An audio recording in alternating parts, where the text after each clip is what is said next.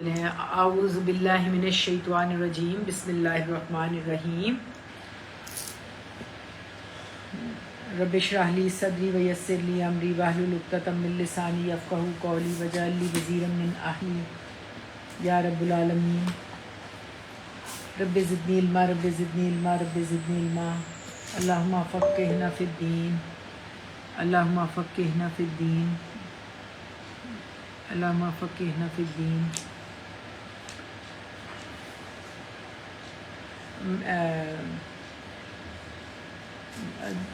علامہ انفعنا، یہ جو دعائیں نا حصول علم کی، وہ ساری آپ ضرور پڑھ لیا کریں۔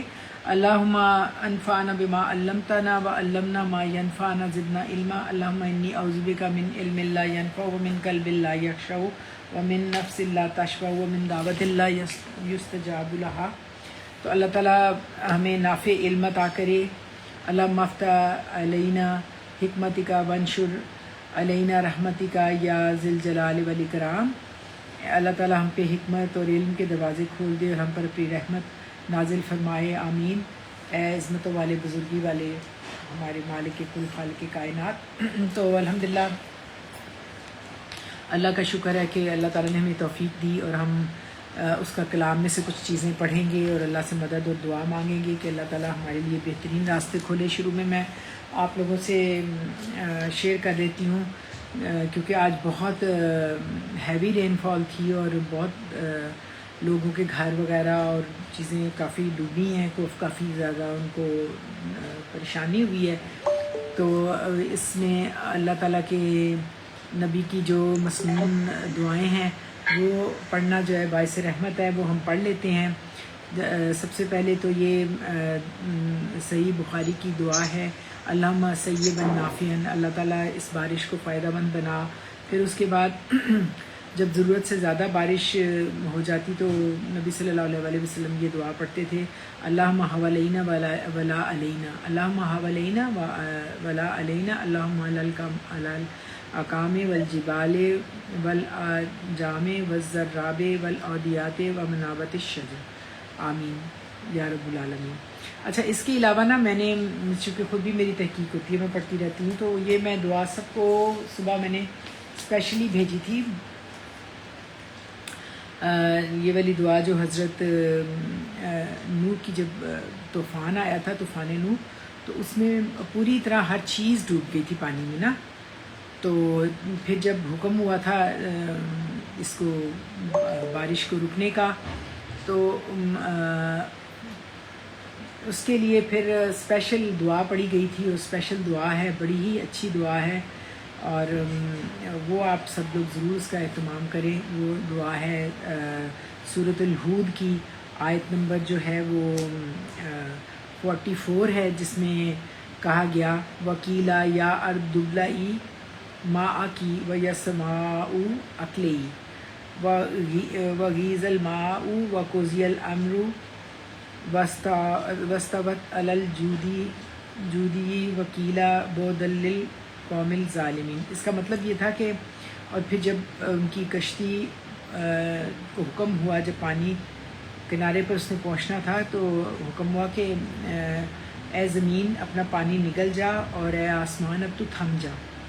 تو سبحان اللہ، پانی خشک ہو گیا اور تمام کام جو ہے وہ پورا ہو گیا، اور کشتی کوہ جودی پر جا کر نہ ٹھہر گئی، اور کہہ دیا گیا کہ جو بے انصاف لوگ ہیں ان کو ختم کر دیا گیا۔ بہرحال یہ ایک اچھی دعا ہے جس سے میں نے ابتدا اس لیے کی ہے کیونکہ کافی لوگوں کی پریشانی بھی ہے، تکلیف دہ سچویشن ہے، اس میں ہم لوگ جو بھی ہمیں اللہ کے نبی سے، ان کی مسنون دعاؤں سے جو ہمیں تربیت ملتی ہے، اس کے مطابق ہمیں دعاؤں کا اہتمام کرنا چاہیے سچویشن کے مطابق۔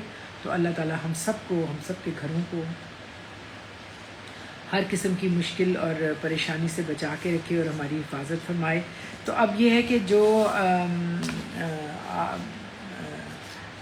اس دفعہ جو ہم نے آیت نمبر 103 ریسائٹ کرنی ہے، اینالائز کرنا ہے اس کا، ماشاءاللہ آپ سب نے بہت اچھی کوشش کی اور بہت اچھی آیات جو ہیں وہ آپ لوگوں نے ریسائٹ کر کے بھیجی۔ اللہ سبحانہ و تعالیٰ سے بہت عاجزی سے اس کی رحمتوں کی دعا ہے کہ وہ ان کو رحمتوں سے قبول فرمائے اور اس کا بہترین آپ کو اجر اور بہترین عمل کی توفیق عطا کرے انشاءاللہ تعالی۔ اور اب جو ہے اس کا ہم نے جو ایک ٹاپک بنی اسرائیل کا، آپ کو پتہ ہے کہ ہم ماشاءاللہ سے سورۃ البقرہ پڑھ رہے ہیں۔ سورۃ البقرہ میں ہم دیکھتے ہیں شروع میں ایمانیات کے بعد جو آدم کی تخلیق اور اس کے بعد مستقل مومنین سے بھی اور پھر مستقل جو ہے بنی اسرائیل کو اللہ سبحانہ تعالیٰ نے ایک سلیکٹ کیا ہے ایز اے امت، ایک پریسیڈنٹ کہہ لے رول بنا کے ایسا ان کو نمونہ بنایا کہ جس سے عبرت پکڑی جائے تاکہ جو بعد والے لوگ ہیں وہ اس سے بچ جائیں۔ تو اس کے لیے ہم مستقل ان کی جو نافرمانیوں کی مختلف طریقے تھے وہ ہم نے پڑھے۔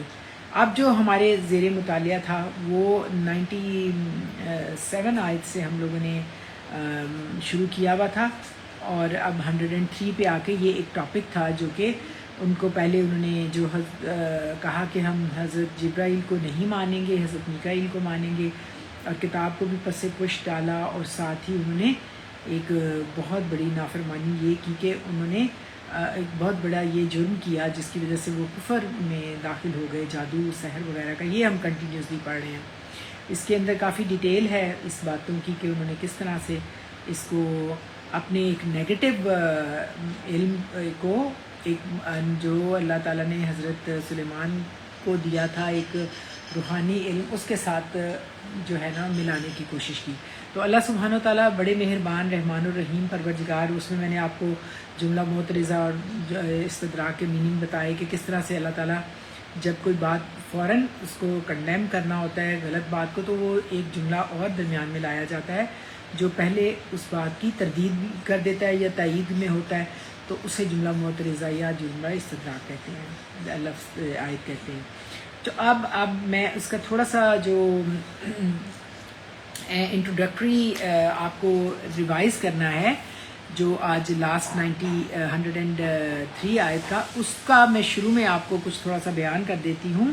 وہ اس طرح سے کہ جتنی بھی یہ آپ نے آیات پڑھی ہیں، جو ہمارے ذہن میں ہونا چاہیے کہ ایک یہ کہ بسا اوقات ایک گمراہی یا بد عقیدگی بظاہر معمولی نظر آتی ہے، لیکن وہ اپنے اندر اتنی گمراہیاں اور بد عقیدگیاں چھپائے ہوئے ہوتی ہے کہ اس سے آدمی کو سارے دین اور ایمان کی جڑیں اکھڑ کر رہ جاتی ہیں۔ یہود قرآن پاک کی مخالفت کے جوش میں حضرت جبرائیل امین کے بھی مخالف بن گئے اور چیزوں کو انہوں نے ایک معمولی بات سمجھا۔ قرآن نے جب اس کے مضمرات واضح کیے، مضمرات کیا ہوتے ہیں؟ عربی لفظ ہے نا، مطلب اس کی جو ان کا نیگیٹو کام تھا، اس کی جو اندر بظاہر وہ پازیٹیو دکھا رہے تھے، اس کی جو نقصانات تھے اس کو قرآن نے واضح کیا۔ تو معلوم ہوا کہ جبرائیل کی مخالفت تنہا جبرائیل کی مخالفت نہیں بلکہ خود اللہ تعالیٰ کی بھی مخالفت ہے، اس کے تمام فرشتوں کی مخالفت ہے اور اس کے تمام رسولوں کی مخالفت ہے۔ پھر ساتھ ہی اس مخالفت کے ایک اور لازمی نتیجہ بھی واضح فرمایا جو بہت سنگین ہے، وہ یہ کہ لوگ ایسے کٹر کافر ہیں کہ اللہ، ملائکہ اور انبیاء سب کے دشمن ہیں، جو ایسی جمل ایک ملائکہ ان کے نہیں بلکہ سب کا ہی پھر وہ انکار ہے۔ اللہ ان کا دوست کسی طرح بھی نہیں ہو سکتا، اور اس وجہ سے لازماً ایسے کافروں کا اللہ دشمن ہے۔ اور غور کیجئے کہ بات کہاں سے کہاں پہنچی، یعنی جب انہوں نے ایک حضرت جبرائیل کو اگینسٹ کیا تو اللہ تعالیٰ نے بتایا کہ سارا ہی ایمان خراب ہو گیا ان کا نا، یعنی حضرت جبرائیل کو نبی اللہ کے اذن سے نبی پاک صلی اللہ علیہ وسلم کے پاس آتے تھے، اپنی مرضی سے تو نہیں آتے تھے۔ تو اللہ تعالیٰ نے کہا اللہ تعالیٰ نے کہا کہ یہ کافر ہیں۔ دوسری بات جو مذکورہ بالا اصول پر مبنی ہے وہ یہ کہ اللہ تعالیٰ اس کے ملائکہ اور اس کے نبیوں اور رسولوں میں کسی قسم کی تفریق ہو ہی نہیں سکتی، ان میں سے کسی ایک کی بھی تکذیب سب کی تکذیب کے برابر ہے، اور کسی ایک کی بھی دشمنی سب کی دشمنی ہے۔ اس وجہ سے مسلمانوں کو یہ عقیدہ بتایا گیا ہے، جہاں پہ آپ کو پتہ ہے نا شروع بھی سورۃ البقرہ ایمانیات سے ہوتی ہے اور اینڈ والی آیات جو ہیں بڑی ہی اہم ہے، تو اس کے اندر بھی یہ ہے نا لَنُفَرِّقُ بَيْنَ أَحَدٍ مِّن الرُّسُولِ، یعنی یہ ایمانیات شروع میں ہی ہے کہ کسی کے درمیان کسی رسول اور کسی کتاب اور کسی نبی کے درمیان کوئی بھی کسی قسم کا فرق جو ہے اگر ڈالا جائے تو وہ آپ کا ایمان خراب ہو جاتا ہے. تو مزید غور کیجئے تو معلوم ہوگا کہ اسی اصول پر وہ حدیث بھی مبنی ہے جس میں اللہ کی طرف سے نبی صلی اللہ علیہ وسلم نے خبر دی تھی. وہ کیا خبر تھی کہ من عادی لی ولیہ فت بارزانی بالحرب، جس نے میرے کسی دوست کے ساتھ دشمنی کی تو اس نے خود مجھے اعلان جنگ کر دیا. تو یعنی وہ اللہ کے ساتھ اعلان جنگ ہوگا. تو اس کی وجہ یہ ہے کہ جو لوگ اللہ کے جاننے اور ماننے والے ہیں وہ در حقیقت اسی ملت اور اسی حزب سے تعلق رکھتے ہیں. اب مجھے یہاں بتائیں، آپ کو حزب کا پتہ ہے نا؟ مطلب قرآن پاک میں بہت دفعہ آیا ہے حزب کا لفظ، آپ جانتے ہیں نا، حزب اللہ، حزب الشیطان قرآن میں بہت دفعہ آیا ہے. اور حزب کا مطلب اللہ کی تلوار نہیں اللہ کی نہیں حزب ہوتا ہے گروہ، اللہ کی پارٹی. ہاں جی صحیح ہے، گروہ. اللہ کا جو گروہ ہے نا وہی اللہ تعالیٰ کہتے ہیں ہمیشہ غالب آئے گا. تو جس میں کیونکہ لوگ نام بھی حزب اللہ اسی سے رکھتے ہیں نا، قرآن سے لیتے ہیں نا حزب. تو اب انبیاء اور رسل اور ملائکہ جو ہیں وہ سب اللہ کا حزب اللہ ہیں، وہ اللہ کا گروہ ہیں. جس طرح ان میں سے کسی ایک کی دشمنی بالواسطہ یا بلا واسطہ اللہ کے خلاف جنگ ہے، اسی طرح صالح اور ابرار میں سے بھی کسی کی دشمنی بالواسطہ اللہ تعالیٰ کے ساتھ کے خلاف اعلان جنگ ہے. تیسری یہ کہ جس طرح سحر، شعبدہ بازی، نجوم، حاضرات آپ کو پتہ ہے نا، یہ بھی ایک جادوئی اور روحانی عمل کو کہتے ہیں. اس میں منتر یا وہ جو ہوتے ہیں نا دعائیں وغیرہ پڑھ کر نا پوشیدہ چیزوں، بھوت پریت جنوں وغیرہ کو نا بلایا جاتا ہے، اس کو حضرات کہتے ہیں. اور فعال اور کہانت وغیرہ کے قسم کی چیزیں خدا اور اس کی شریعت سے انسان کو برگشتہ کرنے والی ہوتی ہیں. اسی طرح اشیاء کلمات کی روحانی خواص یعنی گنڈے، تویز اور جھاڑ پھونک کا علم بھی انسان کے لیے ایک فتنہ اور کتاب اور شریعت سے منحرف کرنے والا ہے. کتاب اللہ کے ساتھ مضبوط اور مستحکم رابطہ پیدا کرنے کے لیے صحیح راہ یہی ہے کہ آدمی نہ صرف سحر اور ساحری سے دور رہے بلکہ اس قسم کی دوسری چیزوں سے بھی حد الوسع احتراز کرے، یعنی اس سے بچ کے چلے. انسان جب عملیات وغیرہ کے چکر میں پھنس جاتا ہے تو اس فتنے میں لازماً گرفتار ہو جاتا ہے جس میں ہاروت اور ماروت نے متنبع کیا تھا. اور پھر ان تمام مفاسد کا ظہور بھی آنا بھی لازمی ہے جو یہود کے ہاتھوں ظہور میں آئے اور جن کے سبب سے وہ کتاب اللہ کی روشنی سے پھر محروم ہو گئے. یہ اس کا جو آپ کو ابھی تک ہمارا یہ جو ایک ٹاپک پورا کمپلیٹ ہو جانا نا، میں نے اس کا ابھی تک ہم یہ سب پڑھ چکے ہیں. اس کو میں نے آپ کو بریفلی آپ سے شیئر کیا ہے. اور اب یہ ہے کہ جو ہم نے پڑھنا ہے اب 103 آیت کو، وہ ہم دیکھتے ہیں. اس کی طرف اب آپ آ جائیں. اور پہلے ہم یہ دیکھتے ہیں کہ جو ہم نے دیکھا کہ یہ ان آیات میں جو پچھلی ہم نے کافی محنت سے 2 پارٹس میں ہم نے اس آیت کو کمپلیٹ کیا تھا کہ جادو سیکھنے میں کس طرح انسان دائرہ اسلام سے خارج ہو کر دائرہ کفر میں چلا جاتا ہے. اب یہ بنی اسرائیل کا جو حضرت سلیمان کے زمانے میں جادو سیکھنے اور ہاروت ماروت کی حقیقت کو جاننے میں ہم جو کچھ پڑھا، اب یہ اس سلسلے کی آپ کو میں نے بتایا کہ آخری آیت ہے اور 103. اور یہاں سے پھر عائشہ جو ہے نا آپ تلاوت کریں گی. آپ کائنڈلی تلاوت پہ غور کیجیے گا تاکہ پھر جب آپ ان الفاظ کی حقیقت کو سمجھیں تو آپ کے لیے آسانی ہو جائے. تو عائشہ ذرا آپ تلاوت کر دیں 197 سے آنورڈز. عائشہ آپ نے تلاوت کرنی ہے نا؟ جی فاطمہ جی 97 سے 13 تک کرنی ہے. ہاں 13 تک. 13 آج ہماری ہوگی نا، اس کو ہم پھر پڑھیں گے، شروع کریں گے نا اس کو. آپ پہلے اس کو پڑھ لو. تلاوت کرتے ہوئے آپ پلیز غور کیجیے گا. جی میں سب کو کہہ رہی ہوں کہ ضرور غور کریں اس کو نا تلاوت کرتے ہوئے. اعوذ باللہ من الشیطان الرجیم، بسم اللہ الرحمن الرحیم. من كان عدوا لله وملائكته ورسله وجبريل وميكال فإن الله عدو للكافرين. وَلَقَدْ أَنزَلْنَا إِلَيْكَ آيَاتٍ بَيِّنَاتٍ وَمَا يَكْفُرُ بِهَا إِلَّا الْفَاسِقُونَ أَوَكُلَّمَا عَاهَدُوا عَهْدًا نَبَذَهُ فَرِيقٌ مِّنْهُمْ بَلْ أَكْثَرُهُمْ لَا يُؤْمِنُونَ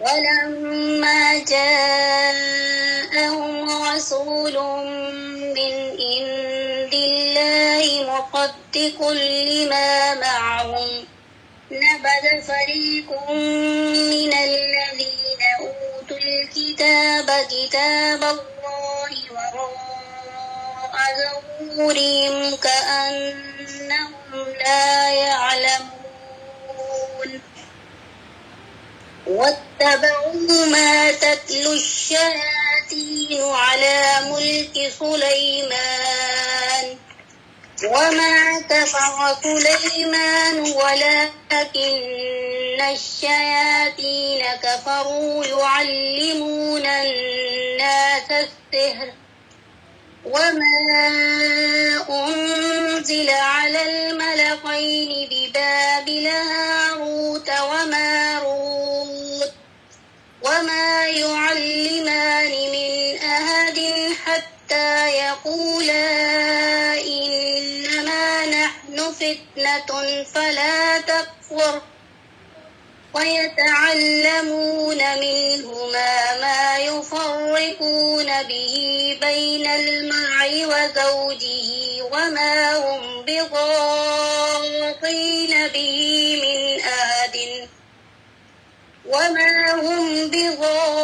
بِضَارِّينَ به من أحد إلا بإذن الله ويتعلمون ما يضرهم ولا ينفعهم ولقد علموا لمن اشتراه ما له في الآخرة من خلاق ولبئس ما شروا به أنفسهم لو كانوا يعلمون ولو أنهم آمنوا واتقوا لمثوبة من عند الله خير لو كانوا يعلمون صدق اللہ العظیم. جزاک اللہ ماشاء اللہ سے بہت اچھا پڑھا ہے. اللہ تعالیٰ قبول کرنا.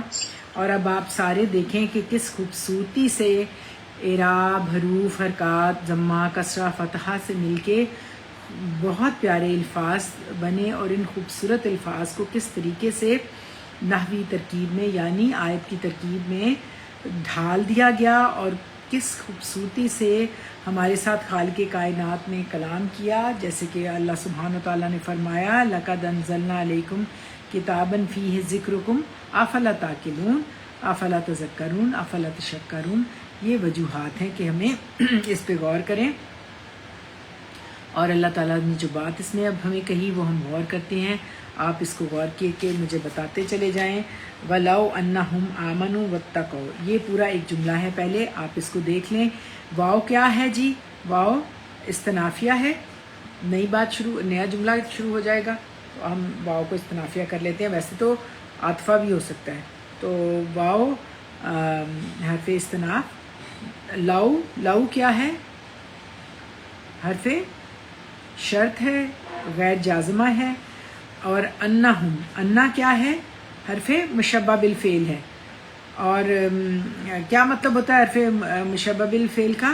جی کوئی بھی سمیرہ آپ ہو تو بتاؤ کہ انا جو ہوتا ہے اس کے انا و اخواتها ہوتی ہے نا. میں نے آپ کو بتایا تھا 6 ہوتے ہیں. انا کانا لکنہ لیتا لا اللہ. جی ابھی میں نکالتی ہوں نا، پھر میں بیٹھتی ہوں، پھر میں بتاتی ہوں. چلے ٹھیک ہے. لکنہ لیتا لا اللہ،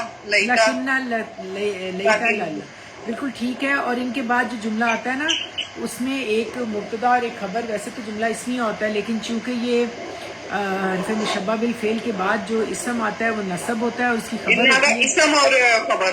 ہاں خبر جو ہوتی ہے وہ رفع حالت میں ہوتی ہے. تو یہاں پر انا بے شک کے، انا جملے کے شروع درمیان میں آتا ہے، اور جو انا ہے وہ اکثر شروع اسی سے ہوتا ہے جملہ. تو یہاں انا میں کے بے شک کے ایڈ ہو گیا. اور ہم کی ضمیر جمع مذکر غائب محلن منصوب ہے کیونکہ ضمائر جو ہوتے ہیں مبنی ہوتے ہیں. مبنی کا کیا مطلب ہوتا ہے جی؟ آپ کو پتہ ہے نا؟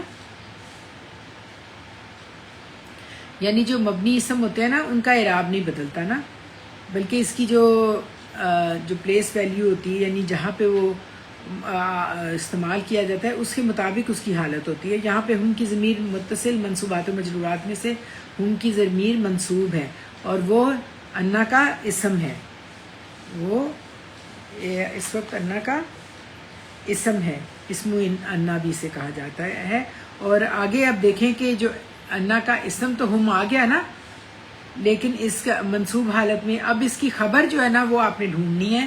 اس کی جو خبر ہے وہ جملہ فعلیہ کی صورت میں آ رہی ہے. 2 جملہ فعلیہ عطف معطوف کر کے اس کی خبر بن رہے ہیں. اب آپ دیکھتے ہیں کیسے. آمنو کا کیا روٹ ہے؟ آمنو کا روٹ کیا ہے؟ حمزہ میم، الف میم نون. ہاں الف حمزہ میم نون سے ہے. اور امن کا مطلب ہوتا ہے نفس کے مطمئن ہونے کے نا. اور قرآن پاک میں یہ روٹ 879 ٹائم استعمال ہوا ہے. اور یہاں پر آمانہ یومنو باب فعال سے آمنو فعل ماضی جمع مذکر غائب ہے اور ہم اس میں فاعل ہے. تو ولو انہم آمنو کیا ترجمہ ہوا اس کا؟ جی ترجمہ کریں. ولو آمنو ولو انہم آمنو کیا ترجمہ ہے؟ اور اگر وہ مان لاتے. ہاں، اور اگر وہ لوگ ایمان لاتے. اب آگے واو ہے، وہ کیا ہے؟ واو حرف عطف ہے. اور اگر بے شک وہ لوگ ایمان لاتے نا. اور کون لوگ ایمان لاتے؟ ہم جو اس کا اسم انا ہے وہ کیا ہے؟ جو اس میں جو ہے نا، ہاں یہود جو ہے. دیکھیں اس میں جو ہے نا ہم جو ہے وہ انا کا اسم ہے، وہ منصوب حالت میں ہے. اور جو آمنو کے اندر فاعل ہے نا ہم، وہ بھی جو ہے وہ اس کا فاعل ہے جو کہ وہ رفع حالت میں ہے. وہ لوگ، اب انا کا اسم ہے وہ لوگ، اور آمنو وہ لوگ. وہ لوگ کون ہیں؟ واو پھر حرف عطف ہے. وہ لوگ کون ہیں؟ جو کہ یہود میں بنی اسرائیل تھے نا، جو میجک سیکھتے اور سکھاتے تھے، وہ ان کے بارے میں ہم کی ضمیر. تو واتقوا میں واو حرف عطف ہے. اور اتقو کا روٹ کیا ہے؟ واو کاف اور یا، اور اسی روٹ سے تقوی ہے بنتا ہے. اور تقوی کا معنی کیا ہوتا ہے؟ یعنی نفس کو ہر چیز سے بچانے کے ہیں جس سے گزن پہنچنے کا، یعنی تکلیف پہنچنے کا، نقصان پہنچنے کا اندیشہ ہو. اور کبھی کبھی یہ لفظ تقوی جو ہے خوف کے میننگ میں بھی آ جاتا ہے، یعنی اللہ کا خوف کر کے جو کام کیا جاتا ہے. تو یہ سبب اور مسبب کے معنی میں، یعنی تقوی پرہیزگاری بھی. ہاں. اور یعنی اصلاح شریعت میں نفس کو ہر اس چیز سے بچانے کا نام تقوی ہے جو گناہ کا موجب ہو اور اللہ کا کوئی کام جو ناپسندیدہ ہو. تو وہ جو متقی ہوتا ہے وہ ہمیشہ اس سے بچ کے رہتا ہے. اور قرآن پاک میں جو واو کاف یا ہے نا، یہ روٹ 258 ٹائم استعمال ہوا ہے. اور یہاں پر اتقا یتقی باب افتعال سے ہے. اتقو فعل ماضی جمع مذکر غائب ہے. اس میں بھی ہم اس میں فاعل ہے. اور اتقو کا کیا مطلب ہے؟ اتقو کا مطلب کیا ہے؟ وہ لوگ ایمان، وہ لوگ ہاں پرہیزگاری اختیار کرتے نا. اور یہ اتقو یہ کیسا جملہ ہے؟ کیسا جملہ ہے؟ جملہ اسمیہ یا فعلیہ ہے؟ فعلیہ ہے نا. ہاں بالکل فعلیہ ہے. اور یہ پہلا جملہ فعلیہ جو ہے نا معطوف علیہ آمنو پر عطف کر رہا ہے. یعنی یہ آمنو معطوف علیہ ہے، واو حرف عطف ہے، اور اتقو معطوف ہے. اور یہ معطوف علیہ، واو حرف عطف اور معطوف مل کر مرکب عطفی خبر بن گئی. کس کی خبر بن گئی؟ کس کی خبر ہے؟ پیچھے کس کی خبر ہے؟ انا جو ہے نا، انا حرف مشبہ بالفعل تھا نا، اس کا ہم جو تھا وہ اسم تھا جو کہ نصب حالت میں تھا، اور اس کی خبر جو ہے وہ آمنو واتقوا جو ایمان لاتے ہیں اور جو پرہیزگاری اختیار کرتے ہیں. تو یہ معطوف پہلا جو جملہ فعلیہ ہے آمنو معطوف علیہ ہے، واو حرف عطف ہے، اور جو اتقوا دوسرا جملہ فعلیہ ہے وہ اس پہ عطف کر رہا ہے. تو یہ معطوف علیہ آمنو واو حرف عطف اور اتقوا معطوف، یہ معطوف علیہ معطوف مل کر جو انا کا خبر ہے. انا کا اسم کیا تھا؟ انا کا اسم کیا تھا؟ ہم ہے نا، یعنی وہ لوگ کیا ہیں جو کہ ایمان لاتے اور پرہیزگاری اختیار کرتے. یہ پھر خبر دی جا رہی ہے نا ان لوگوں کی کہ وہ لوگ جو ایمان لاتے اور تقوی اختیار کرتے، یعنی اللہ تعالیٰ کا ڈر ان کے اندر ہوتا. تو اور اگر وہ لوگ ایمان لاتے اور پرہیزگاری اختیار کرتے، تو یہ وَلَوْ أَنَّهُمْ آمَنُوا وَاتَّقَوْا کیا جملہ ہے؟ یہ کون سا جملہ بنا؟ وَلَوْ أَنَّهُمْ آمَنُوا وَاتَّقَوْا یہ جملہ اسمیہ بنا نا، کہ اس اسم سے ہے نا، انا مشبہ بالفعل ہے اور ہم اس کا اسم ہے، اور آمنوا واتقوا جو ہے اس کی خبر ہے. تو یہ جملہ اسمیہ باوجہ جو ہے جملہ اسمیہ شرطیہ بوجہ لاؤ، یہ جملہ شرطیہ ہے. یعنی اگر وہ ایسا کرتے ہیں، یہ نہیں کہ ڈائریکٹ کوئی بات ہے، یہ لاؤ جو ہے اس حرف شرط ہے، یعنی اگر وہ لوگ ایمان لاتے اور پرہیزگاری اختیار کرتے. تو یہ پہلے اس جملے کا جو جملہ فعل اسمیہ شرطیہ ہے نا، یہ بنا نا جملہ اسمیہ شرطیہ وَلَوْ أَنَّهُمْ آمَنُوا وَاتَّقَوْا، اور اگر یہ کہ وہ لوگ ایمان لاتے اور پرہیزگاری اختیار کرتے، یہ شرط ہے. اور لو وہاں آتا ہے جہاں پر کہ شرط ماضی میں پوری نہ ہوئی ہو. آپ کو پتہ یہ بات پوری نہیں نا انہوں نے کی، نہ تو انہوں نے تقوی اختیار کیا نہ پرہیزگاری. تو اب پہلے آپ اس کا لفظی ترجمہ کرتے ہوئے لفظوں کی پلیس ویلیو کو جان لیں، پھر ہم آگے چلتے ہیں. اور کے لیے کیا آیا ہے؟ واو حرف استناف. اگر کے لیے کیا ہے؟ اگر لو. ویری گڈ، حرف شرط ہے، اور حرف شرط اکثر اگلے لفظ کو جزم دیتے ہیں، لیکن یہ غیر جازمہ ہے. بے شک یا یقیناً، اس کے لیے کیا ہے؟ انا. بالکل، انا جو ہے اسم مشبہ بالفعل ہے، اور انا و اخواتوہا کون سی ہیں؟ انا، لکنہ، لیتا، لعلہ کا انا. ہاں، یہ 6 ہوتے ہیں جن کے بعد جو جملہ آتا ہے وہ جملہ اسمیہ ہوتا ہے، لیکن اسے مبتدا اور خبر نہیں کہتے، اسے انا کا یا انا کا اسم اور آگے اس کی خبر ہوتی ہے. انا کا اسم جو ہے نصب حالت میں ہوتا ہے اور اس کی خبر رفع میں ہوتی ہے. وہ لوگ کے لیے کیا ہے؟ آمنو. نہیں، ہم، وہ لوگ ہم نا. اچھا، ہاں جی. ضمیر متصل منصوبات و مجرورات میں سے محلن منصوب ہے، اور یہ انا کا کیا ہے؟ اسم ہے نا. وہ لوگ ایمان لاتے، وہ لوگ ایمان لاتے کے لیے کیا جملہ استعمال ہوا ہے؟ اب آپ بتائیں عائشہ. آمنو میں ہم فاعل ہے، یعنی وہ لوگ ایمان لاتے. تو فاعل یعنی وہ جو کر رہے ہیں، ہاں، جو سحری کر رہے ہیں نا، جو جادوگری کر رہے ہیں، وہ نہ کرتے، اس کی بجائے ایمان لاتے. اور کیا ہے؟ اور کے لیے کیا ہے؟ واو اور واو عطف ہے. بالکل صحیح، یہاں پہ عطف کر رہا ہے کیونکہ پچھلا آمنو جو ہے جملہ فعلیہ معطوف علیہ ہے، واو حرف عطف ہے، اور اگلا جملہ معطوف ہے، وہ لوگ پرہیزگاری کرتے. اس کے لیے کیا ہے؟ اتقوا. اس میں بھی ہم فاعل ہے، یعنی یہ مکمل جملہ اسمیہ شرطیہ کیا ہے؟ کون پڑھ کے بتائے گا جملہ اسمیہ شرطیہ؟ جی پڑھیں. جی پڑھیں. اتقوا، آمنوا واتقوا. نہیں، پورا جملہ اسمیہ شرطیہ آپ بولے نا. اب یہ تو دیکھیں 2 جملہ فعلیہ جو ہے، ہاں، ولو سے بات شروع ہے.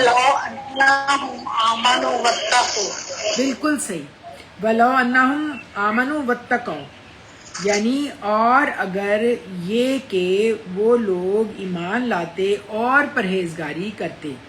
یہ بات کیا ہے؟ یہ شرط ہے، اور وہ شرط ہے جو پوری نہیں ہوئی ماضی میں.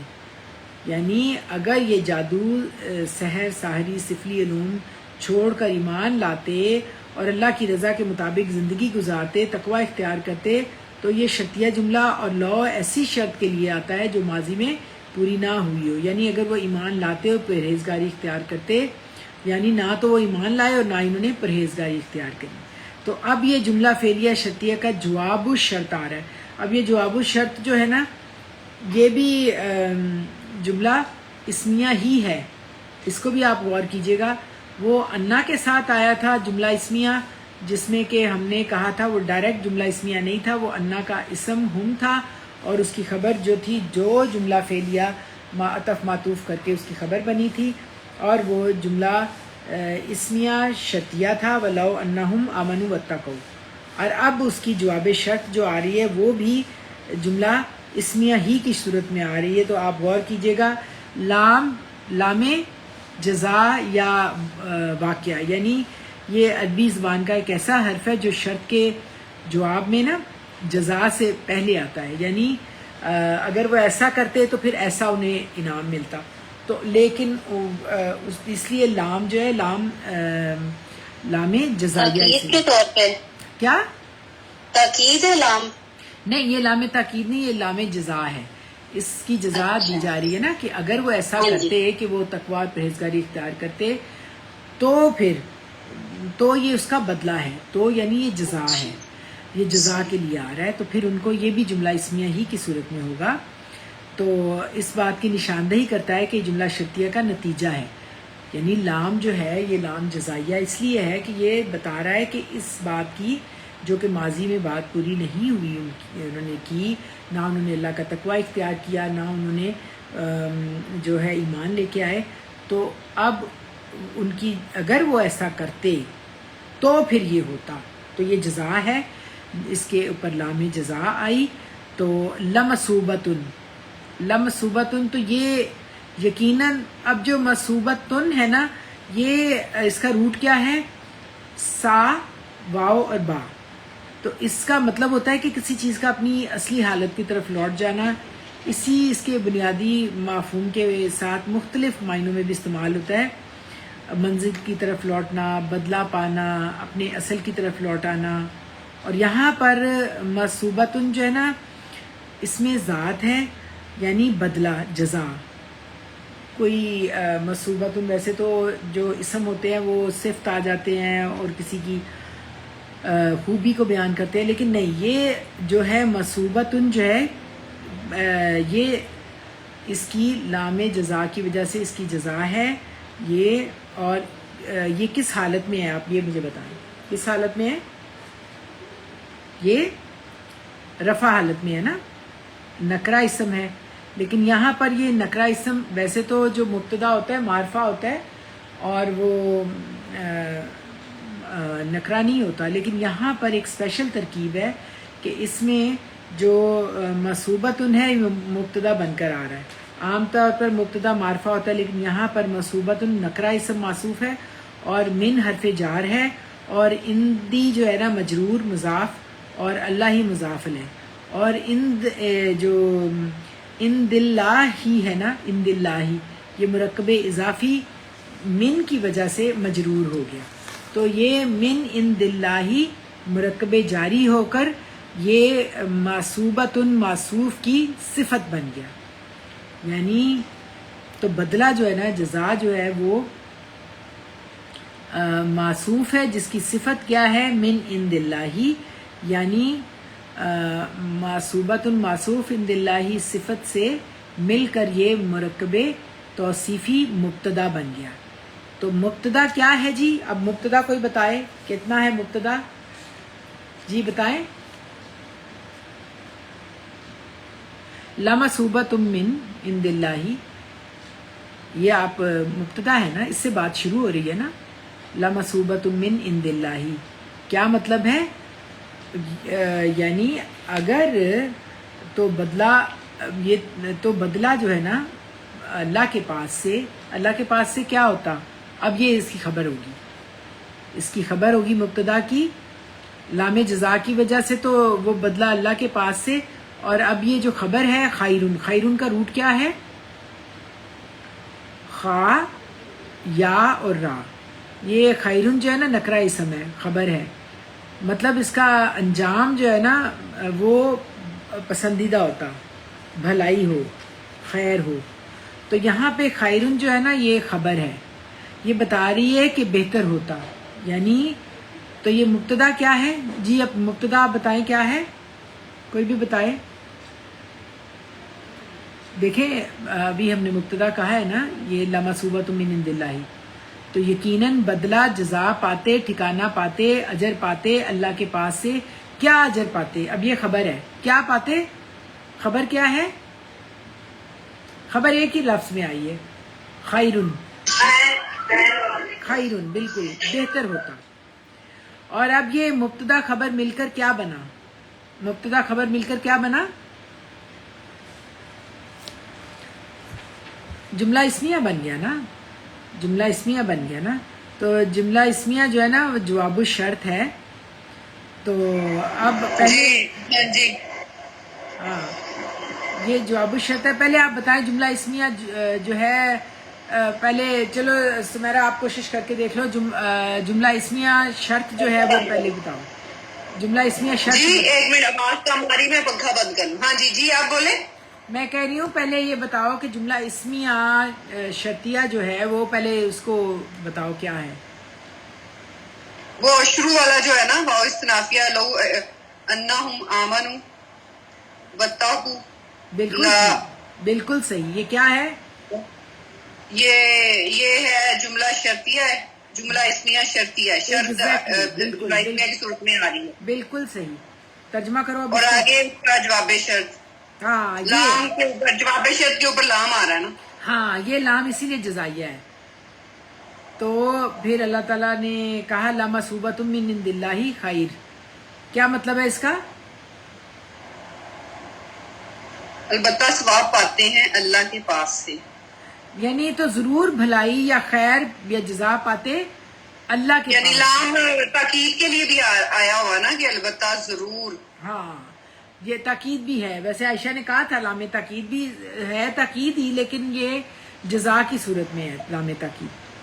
تو ضرور بھلائی پاتے یا خیر پاتے یا جزا پاتے اللہ کے پاس سے بہتر. اللہ کے پاس سے کے لیے کیا لفظ آئے ہیں؟ من عند اللہ. Very good. دیکھیے آپ کو من عند اللہ میں نے آپ کو بڑی ڈیٹیل میں بتایا تھا کہ اندہ ہوتے ظرف مضاف ہوتا ہے نا، پاس، اللہ کے پاس سے. تو اللہ کے پاس سے کیا پاتے؟ کیا پاتے؟ خیر خیر. یعنی کیا مطلب؟ اب آپ اس کا مطلب بتائیں. آپ کو سمجھ آئی اس جملے کی؟ جب آپ تو آپ خود کوشش کر کے بتائیں اس کا کیا مطلب بنا. کوئی بھی بتا دے اگر سمجھ آئیے تو. جی بتائیں.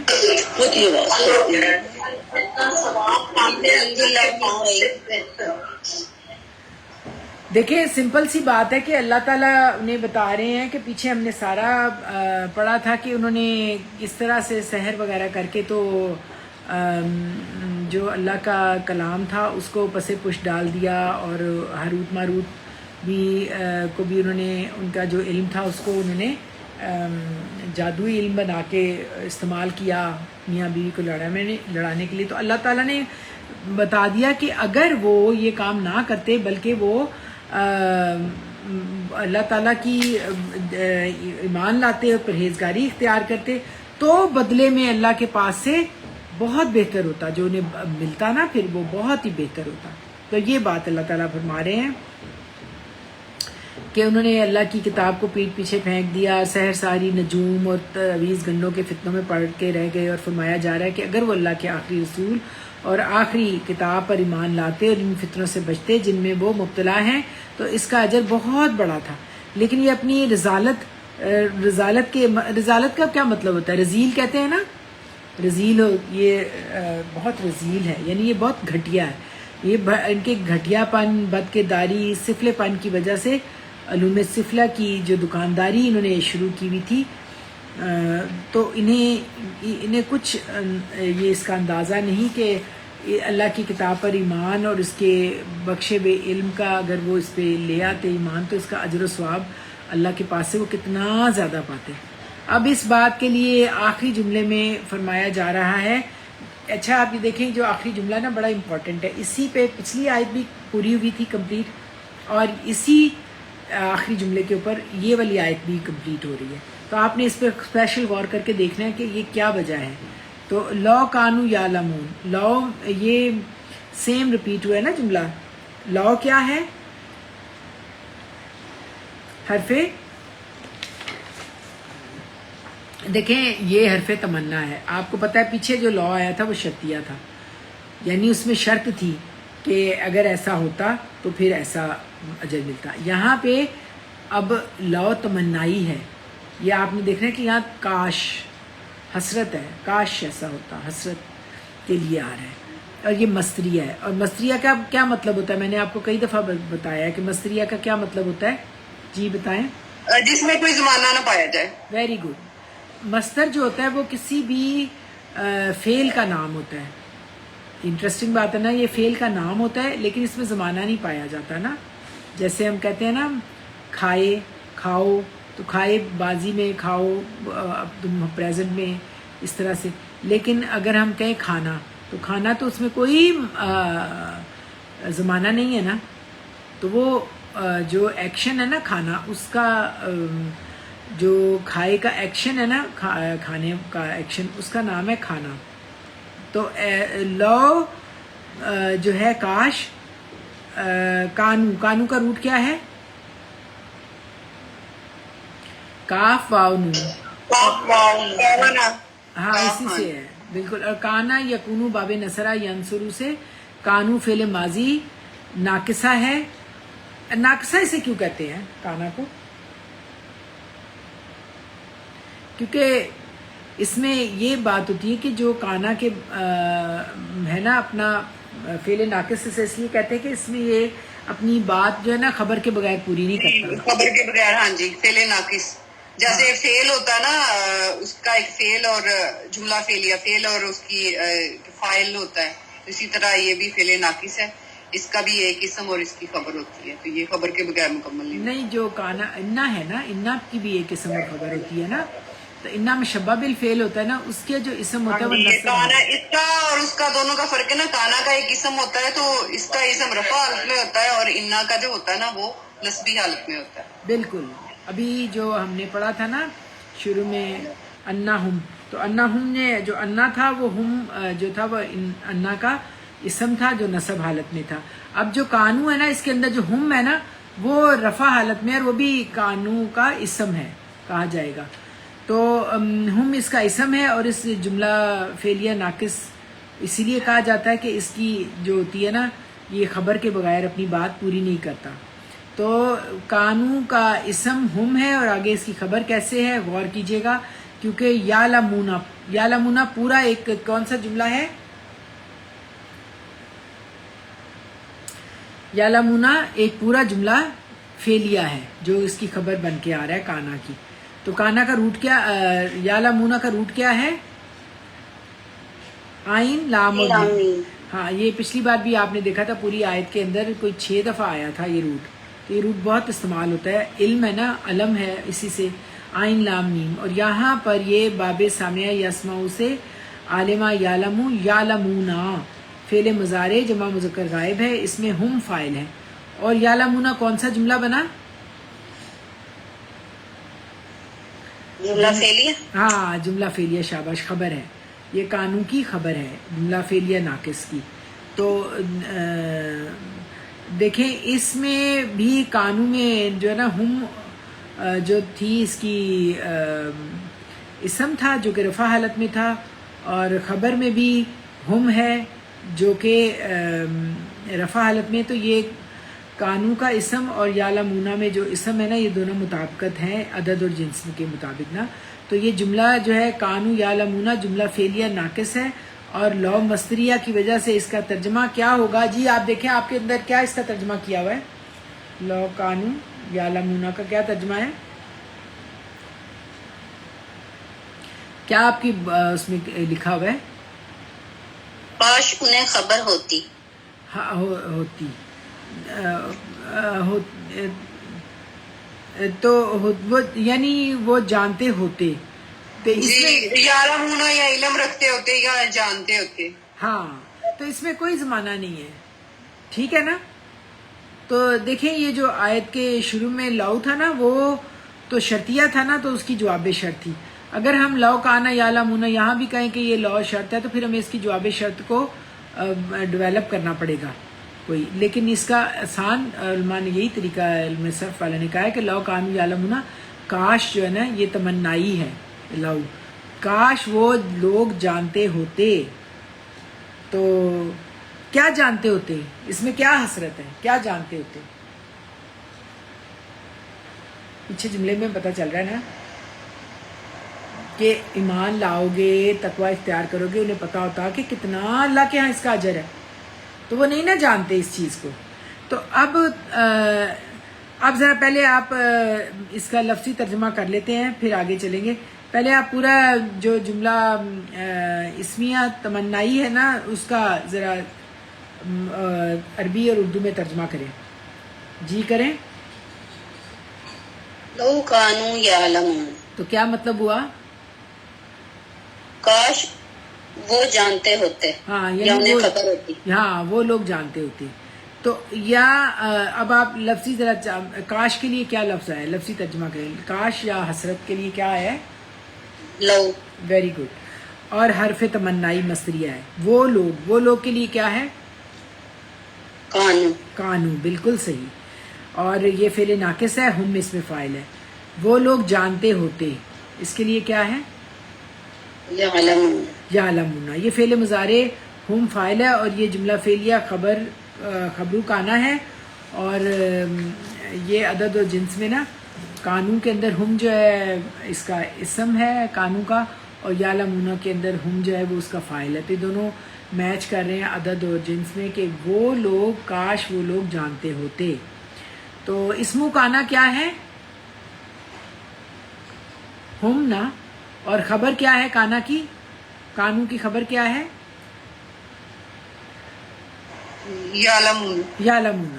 یعنی یہود جو بنی اسرائیل ہے نا, ہم جانتے ہوتے. کیا جانتے ہوتے؟ کہ جادو سے انہیں کیا ملا.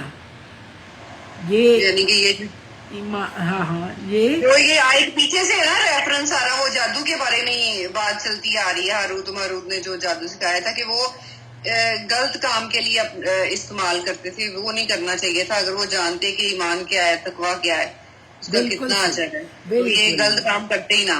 ہاں اللہ کے احکامات مانتے تو کامیاب ہوتے. اور اب یہ 2 مرتبہ یہ جملہ آ رہا ہے لو کانو یعلمون. پچھلی آیت بھی اسی پہ ختم ہوئی اور اب بھی یہ کہ کاش وہ جانتے ہوتے. تو لو کانا یعلمون, کاش انہیں علم ہوتا. تو یہ کیا واقعی جانتے نہیں تھے؟ یہ جانتے نہیں تھے. دیکھیں کیا ان کے پاس علم یہ نہیں تھا؟ جانتے تھے مگر جان بوجھ کے انجان بنے ہوئے تھے, اپنے فائدے کے لیے بس چیزوں کو استعمال کر رہے تھے, اور جدھر لگ رہا تھا تھوڑی مشکل ہے تو ادھر سے کان لپیٹے ہوئے تھے. یعنی کہ دلوں پہ ان کے کفر تھا. یہ ایک تو وجہ یہی ہے کہ ان کے پاس علم تو تھا, یہ سب جانتے تھے. لیکن دیکھیں یہ ایک بہت امپورٹنٹ بات ہے کہ آپ دیکھیں اللہ سبحانہ تعالیٰ کیوں فرما رہے ہیں کہ کاش انہیں علم ہوتا. بات یہ ہے کہ علم اصل میں وہ ہے جس علم کے اندر عمل ہو. جب عمل نہیں ہے تو وہ علم آپ کو فائدہ نہیں دے گا. کیونکہ آپ دیکھیں سمپل سی بات ہے, کتنی بڑی بات ہے. علامہ اقبال کہتے ہیں نا کہ عمل سے زندگی بنتی ہے جنت بھی جہنم بھی, علم سے نہیں خالی. علم تو پھر دیکھیں آپ کو پتہ ہے شیطان کے پاس بہت زیادہ, ابلیس کے پاس علم تھا, سب سے زیادہ علم میں سب سے آگے تھا. تو لیکن عمل میں نہیں, تو عمل سے زندگی بنے گی. تو ان کا عمل نہیں تھا نا, تو اس لیے ان کا علم بیکار ہو گیا ان کے لیے. تو ان کا علم بغیر عمل کے تھا, اسی لیے اللہ تعالیٰ نے فرمایا کہ دونوں آیتوں کے اینڈ میں اللہ تعالیٰ نے کہا لو کانو یعلمون, کہ کاش انہیں پتہ ہوتا کہ ان کے بے عمل علم انہیں کہاں سے کہاں لے کے جانے والا ہے, ان کے ساتھ ہونے کیا والا ہے. کیونکہ انہوں نے اپنی آخرت بیچ ڈالی دنیا کے بدلے میں. اور میجک میں بھی یہی ہوتا ہے کہ you have to sell your soul to the devil نا. ان آیات میں بھی ہم آپ اپنی سول کو دے دیتے ہو ڈیول کو. اور ان آیات میں بھی اہم پوائنٹ جس کا ذکر ہے یعلمون الناس سحرا. تو عربی میں جادو کو کیا کہتے ہیں؟ سحر. اور ڈکشنری میں ہر عمل کو سحر کہا جاتا ہے جس کا سبب ظاہر نہ ہو. اور سحر کیا ہے؟ جس کی وجہ پتہ نہ چلے. اور جادو میں بھی کیا ہوتا ہے کہ انسان اپنے اندر کچھ ایسے محسوس کرتا ہے جسے بظاہر دیکھا نہیں جا سکتا یا اس کی وجہ معلوم نہیں ہوتی. مثلاً بعض لوگوں کو آپ نے دیکھا ہوگا سنا ہوگا کوئی کہتے ہیں کہ مجھے پتہ نہیں کیا ہو رہا ہے نا، مجھے جسم میں درد، سر میں درد ہو رہی ہے، وہ سارے کروا لیں. شاعر حضرات بھی تو سحر کا بڑا چرچا کرتے ہیں نا شاعری میں. شاعری اسی لیے نبی صلی اللہ علیہ وسلم کو کہا جاتا تھا نا ساحر. انہیں سحر وہ کہتے تھے نا اسی لیے کیونکہ وہ اپنے اصل میں تو اس زمانے میں بہت زیادہ شعر و شاعری کا چرچا تھا نا، لیکن نبی صلی اللہ علیہ وسلم تو اللہ کا کلام سناتے تھے. لیکن ہر ایک نے یہ بالکل جیسے یہ بنی اسرائیل کہہ رہے تھے کہ ہاروت ماروت تو صحیح علم بتا رہے تھے لیکن انہوں نے اس کو بھی جادو بنا دیا. اسی طرح جو نبی صلی اللہ علیہ وسلم کے زمانے کے بنی اسرائیل جو یہود تھے انہوں نے بھی یہی کام کیا کہ انہوں نے شاعری چونکہ ان کے یہاں بہت مقبول تھی تو انہوں نے اللہ کے کلام کو بھی کہا کہ یہ جو ہے وہ شاعری ہے یا جادوئی کلام ہے یا جادو ہے، کیونکہ ان کو اس بات کا یہ خود پتہ تھا، اس بات کے اوپر تھے. لیکن انہیں یہ نہیں پتا تھا کہ یہ تو اللہ کا کلام ہے. تو لیکن انسان اپنے اندر محسوس کرتا ہے کہ دیکھیں جب سحر کی جو ڈیفینیشن ہے وہ آپ اتنی بے چینی ہوتی ہے، کچھ پینز ہوتی ہیں، درد ہوتی ہے، کچھ اس کے اثرات ہوتے ہیں. تو بعض اوقات جو کلمات یعنی جو الفاظ ہیں نا ان کے اثرات ہوتے ہیں. جیسے کوئی شخص اگر ہماری تعریف کرے تو کیا اثر ہوتا ہے، یعنی کوئی تنقید کرے ڈانٹے تو بھی اس کا اثر ہوتا ہے، کوئی گالی دے تو بھی اثر ہوتا ہے.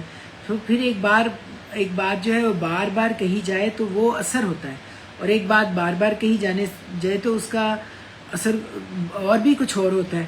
تو اسی طرح کچھ الفاظ کو جو تعویذ والے ڈنڈے والے جس طرح بتاتے ہیں ہزاروں یا بار پڑھا جائے تو جس کے لیے پھر لوگ کہ یہ آپ کو پتہ چلا وغیرہ بھی کاٹتے ہیں، تو پھر ان الفاظ کے اثرات کچھ اور ہوتے ہیں.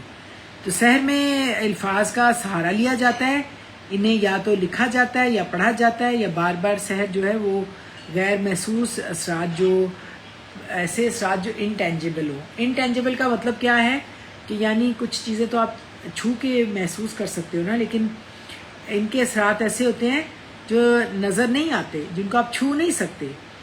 تو یہ جو ہماری روح ہے نا اس میں جو غیر مادی یا معنوی چیزیں اثر انداز ہوتی ہیں نا، مصنوعی چیزوں کیا ہیں، وہ الفاظ ہیں، الفاظ یا آواز. تو جو الفاظ ہیں وہ ٹینجیبل تو نہیں ہے نا، انہیں چھوا تو نہیں جا سکتا. یعنی کلمہ یا بات کوئی بھی ہو وہ پکڑی تو نہیں جا سکتی نا.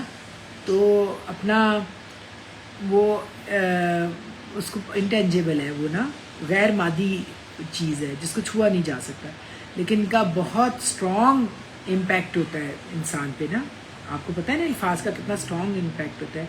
جیسے اچھی بری چیز کا کوئی ایفیکٹ ہوتا ہے لیکن اسے چھوا نہیں جا سکتا. تو اسی لیے مادی چیزوں کا اثر جسم پر اور روحانی چیزوں کا یا الفاظ کا اثر روح پر ہوتا ہے یا خیالات پر ہوتا ہے. تو یہ روح اور خیالات کہاں ہیں، کہاں ہوتے ہیں یہ روح اور خیالات؟ جی ظاہر ہے کہ ہمارے جسم کے اندر ہوتے ہیں نا. جیسے روح پر اثر ہوتا ہے تو پھر وہ جسم پر بھی اثر کرتا ہے، اور یہ وائس ورثہ ہوتا ہے. وائس ورثہ یعنی جسم پہ ہوتا ہے روح پہ ہوتا ہے جسم پہ آپ کو نظر آ سکتا ہے. جیسے جسم پر اگر کچھ مارے تو روح پر اثر انداز ہوتا ہے. جی آپ محسوس کرتے ہو نا، تو ہوتا ہے نا. تو دراصل بتانا مقصود یہ ہے کہ جنات اور عملیات پڑھ کر بعض اوقات روح کو بیمار کر دیا جاتا ہے. ایسا عمل کیا جاتا ہے، بیمار کر دیا. تو روح اور جسم ایک دوسرے میں جڑے ہوئے ہوتے ہیں، گتھے ہوئے ہوتے ہیں. تو بعض اوقات روحانی بیماریاں جسمانی طاقت کو مفلوج کرتی ہیں، بعض اوقات جسمانی بیماریاں بھی روح کو زخمی کر دیتی ہیں. تو جسم اور روح پر جو اثرات ہوتے ہیں بعض اوقات نبی صلی اللہ علیہ وسلم نے فرمایا ان من البیان السحر، یعنی بلا شبہ بعض جو تقریریں بیان ہوتے ہیں یا گفتگو ہوتی ہے وہ جادو کا اثر رکھتی ہے. وہ اسپیشلی جو ابھی سمیرا تم کہہ رہی تھی شعر و شاعری، اس کا بھی جادو ہی ہوتا ہے، جادو کی طرح بعض اوقات اثر ہوتا ہے. ہم کہتے ہیں نا بعض اوقات فلاں تو جادو بیاں ہے، یا اس کی باتیں یا کلام جادو کی طرح اثر رکھتا ہے. تو قرآن پاک کو بھی نبی صلی اللہ علیہ وسلم سے سن کر لوگ کیا کہتے ہوتے تھے کہ یہ نبی صلی اللہ علیہ وسلم کو کہتے تھے نا کہ یہ کیا ہے، یہ بلا کہتے تھے جادوگر ہیں. ہاں ان کو مجنون کہتے تھے، جادوگر کہتے تھے، کیونکہ اللہ کا کلام پڑھتے تھے نا تو وہ دلوں پر اثر کرتا تھا. اسی طرح جادو میں بھی جنات اور شیاطین سے مدد دی جاتی ہے، ان کے ذریعے اثرات ڈالے جاتے ہیں. اور ہم سب مسلمان ہونے کی حیثیت سے جانتے ہیں کہ اس کائنات میں فرشتوں کے علاوہ اور کون ہیں؟ انسانوں اور فرشتوں کے ساتھ کے علاوہ انسانوں اور جانوروں کے علاوہ ایک اور مخلوق، ہاں بالکل، ہاں جنات، جنہیں جن کہا جاتا ہے. اچھا یہ اس کی انٹرسٹنگ حقیقت ہے کہ یہ جن جو ہے نا جیم نون نون سے ہے، اور جیم نون نون سے ہی جن، اور جیم نون نون سے ہی جنہ، اور جیم نون نون سے ہی جنین. جنین جو ہوتا ہے نا جو ماں کے پیٹ میں فیٹس ہوتا ہے نا، جو 3 پردوں میں ہوتا ہے، وہ بھی نظر نہیں آتا. اور جن کو بھی جن اس لیے کہتے ہیں کہ وہ چھپا ہوا ہوتا ہے، نظر نہیں آتا. تو بعض اوقات ہم کہتے ہیں نا کہ اس نے مجھے میسمرائز کر دیا ہے، یعنی اس نے مجھے یعنی پوری طرح اپنے خیالات اور بیان سے انتہائی جو ہے نا آپ فیسینیٹ ہو کے اس میں گم ہو جاتے ہو، پھر آپ اس انسان کی ہی بات مانتے ہو. یا پھر جیسے آپ کو پتہ ہے پچھلے دنوں ایک دفعہ ایک کورس بھی ہوا تھا پی سی میں، یہ کراتے تھے ہیپنوسس اور ہیپناٹزم کرنا نا، یعنی مسحور کر لینا. مسحور کرنا یعنی خیالات کے ذریعے ایک بات کو دماغ میں ڈال دیا جائے، پھر اس کے بارے میں آپ سوچیں اور پھر اس پر آپ فلی کنسنٹریٹ کریں، اس کے اوپر آپ فوکس ہو جائیں. تو پھر وہ شخص بھی آپ کے بارے میں جب آپ اس کے اندر ڈالتے ہوئے خیال تو وہ آپ کے بارے میں سوچنے لگتا ہے. تو یا پھر اس سے دل میں آپ کا خیال یا محبت پیدا ہونے لگتی ہے. اتنی محبت، اسی لیے محبت کہ وہ جادو سے، اس محبت کو پھر آپ کہتے ہو کہ جادو سے تشبیہ دی جاتی ہے. یعنی کیا ہوتا ہے کہ ایک شخص آپ کے بارے میں اتنا سوچتا ہے، اور وہ سوچتا ہے اتنا فوکس ہو کے سوچتا ہے کہ آپ بھی اس کے بارے میں پھر سوچنے لگتے ہو. تو پھر اسی طرح جو مادی چیزیں ہیں ان کے اپنے اثرات ہوتے ہیں. جیسے مادی چیزوں میں آپ دیکھیں کہ حدید ہے نا، حدید کس کو کہتے ہیں؟ لوہے کو. صورت حدید بھی آپ کو پتہ ہے نا لوہا ہے، تو اسی کی ایک قسم ہے مقناطیس. تو ان دونوں میں کیا ڈفرنس ہے بتائیں؟ دیکھیں نا، لوہا جو ہے وہ تو اٹریکٹ نہیں کر سکتا کسی چیز کو، لیکن میگنیٹ جو ہے وہ لوہے کو اٹریکٹ کر لیتا ہے. تو اسی طرح وہ پتھر کو تو نہیں نا کھینچتا. تو اسی طرح بعض اثرات جو ہوتے ہیں کچھ لوگوں پر تو اثر انداز ہوتے ہیں، لیکن بعض پر کچھ اثر نہیں ہوتا. جیسے لوہے کا اثر جو ہے وہ پتھر پر نہیں ہوتا، وہ خاص لوہے پر ہی ہوتا ہے. تو اس میں غور کریں کہ جو لوگ بہت اسٹرانگ ول پاور رکھتے ہیں نا، اس میں آپ کی جو اسٹرانگ ول پاور ہوتی ہے، جیسے ہم کہتے ہیں بنیان مرصوص ہو، ایک مضبوط بنیان ہے مومن. ایک بنیان کہتے ہیں اس کو عربی میں، دیوار کو، بڑی سیسا پلائی دیوار کی طرح ہوتا ہے نا. تو ان پر دوسروں کے جذبات، خیالات اور نگاہیں اثر نہیں کر سکتی جو اسٹرانگ ہوتے ہیں. لیکن کچھ لوگ فوراً زیر اثر آ جاتے ہیں نا. تو پھر سحر کیا ہے؟ سحر جو ہے نا وہ ہر وہ چیز جس میں شیطانی خیالات سے مدد لے کر انہیں شیطانوں کو خوش کیا جائے، یا غیر محسوس اثرات دوسرے پر ڈالے جائیں، اور خواہ وہ جنات یا کلمات یا پھر خیالات کے ذریعے. آپ کو پتہ نہیں لوگوں نے موکل رکھے ہوتے ہیں، کون کون پیرنیس اور پیر ہوتے ہیں جو آپ کو کرتے ہیں، موکل رکھے ہوتے ہیں.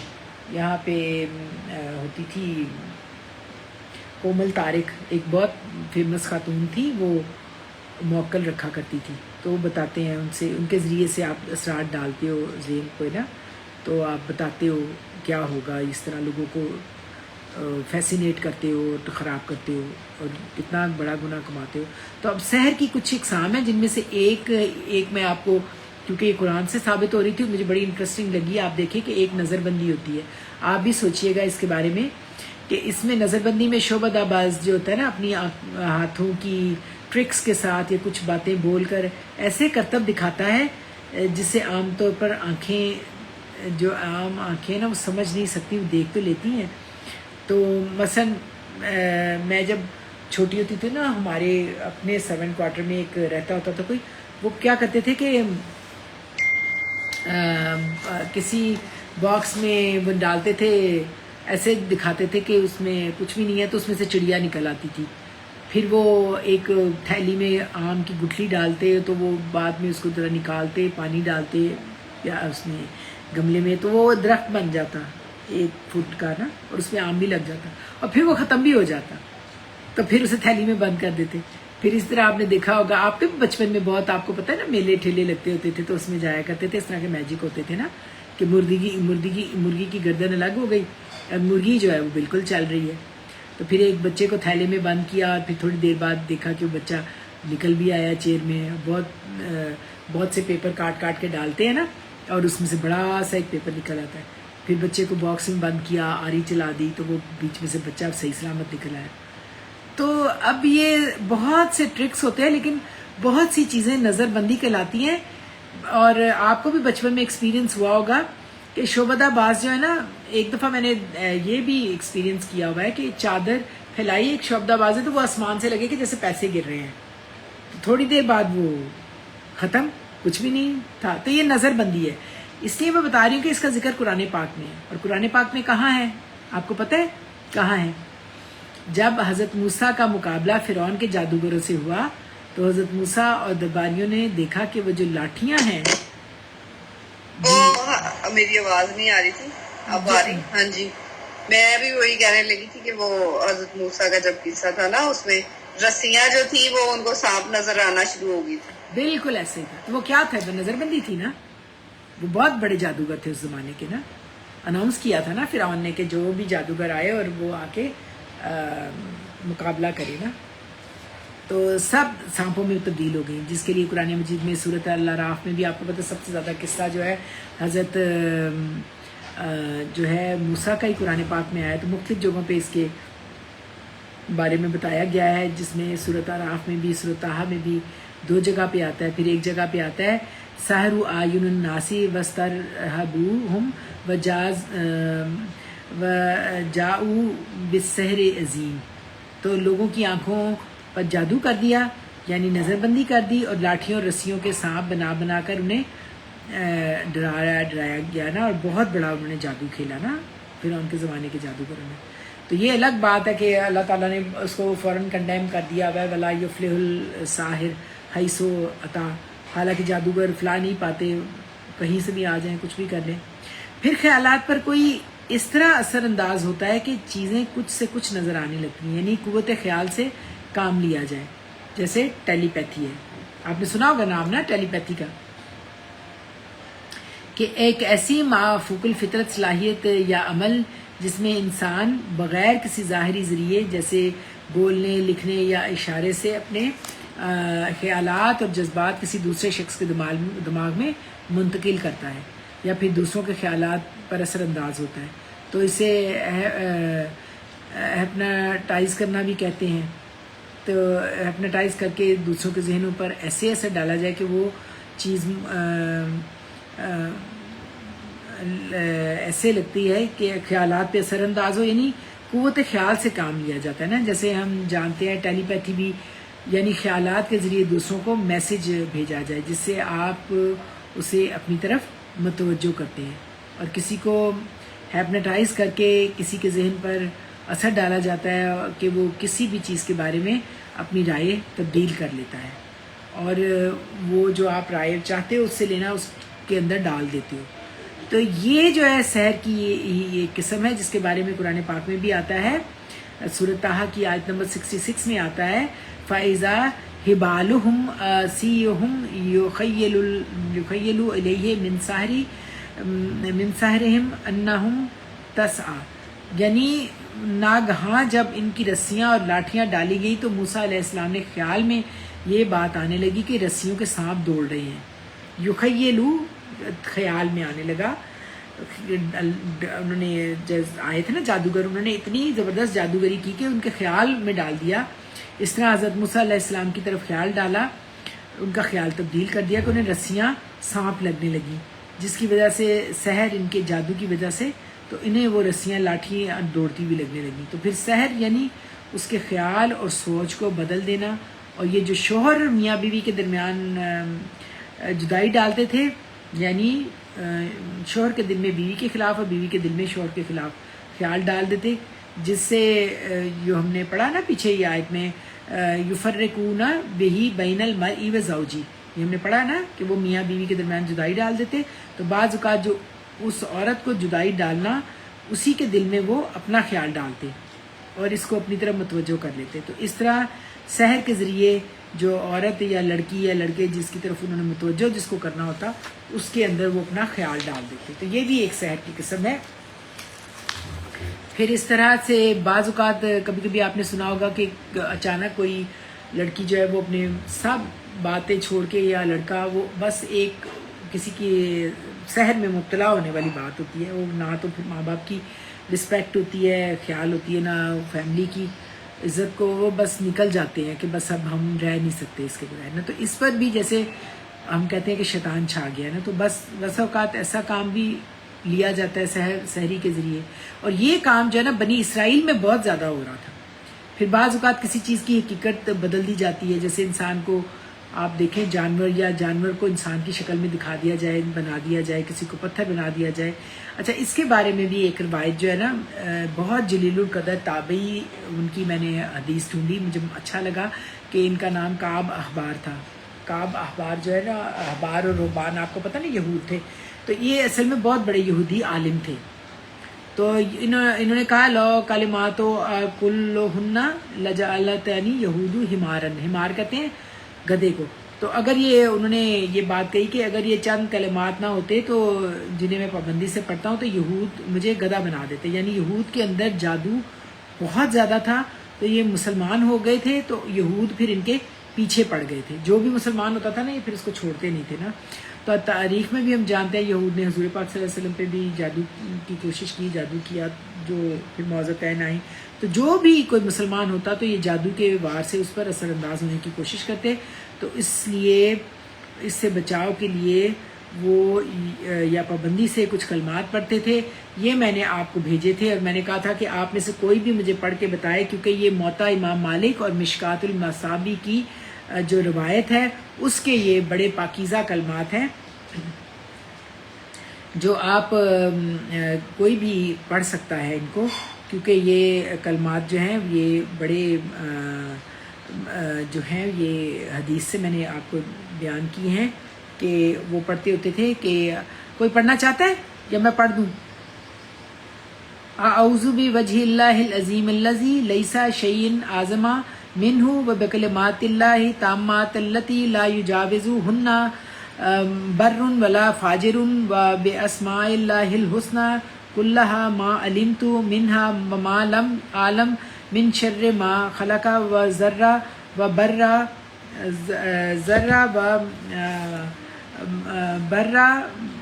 اور اس کا مطلب یہ ہے کہ میں اللہ عظیم کی پناہ پکڑتا ہوں جس سے بڑا کوئی نہیں. وہ پناہ پکڑتا ہوں اللہ کے تمام کلمات کی جس سے کوئی نیک اور بد انسان آگے نہیں نکل سکتا. اور پناہ پکڑتا ہوں اللہ کے تمام اسماء حسنہ کی جن کو میں جانتا ہوں اور جن کو میں نہیں جانتا، ہر اس چیز کے شر سے جس کو اللہ تعالیٰ نے پیدا کیا اور وجود دیا اور پھیلا دیا. اور یہ ایک بہترین جو ہے نا جامعہ دعا ہے جسے کوئی وسوسہ یا وہم یا خوف یا لگے کہ کوئی بھی مجھے نقصان دے گا اور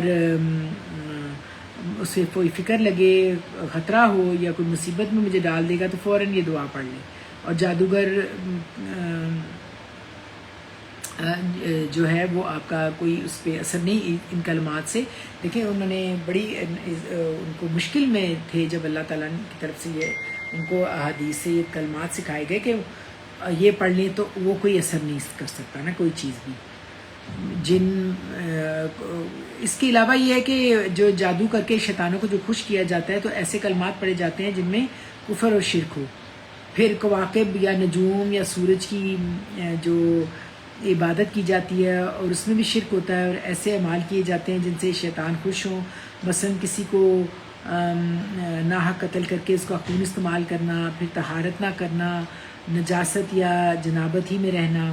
اور کہا جاتا ہے سحر اس کا کامیاب ہوتا ہے جو جتنا زیادہ گندا اور نجس رہتا ہے، پاکی اور اللہ کے نام سے دور رہتے ہیں، خبیث کاموں کے عادی ہوتے ہیں. اور بعض عورتیں حالت حیض میں جادو کا کام کرتی ہیں کیونکہ ان کے دلوں میں جادو کا کام ان دنوں میں ان کے مطابق یہ زیادہ ایفیکٹ کرتا ہے، کیونکہ جادوگر اور جادوگرنیاں جو بھی ہوتی ہیں قرآن پاک میں آپ کو پتہ ہے کہ ان کا وجود ثابت ہے، جیسے کہ سورۃ فلق میں آتا ہے نا، وہ من شر نفاثات فی العقد، اور گروہوں پر پھونکنے والیوں کی برائی سے.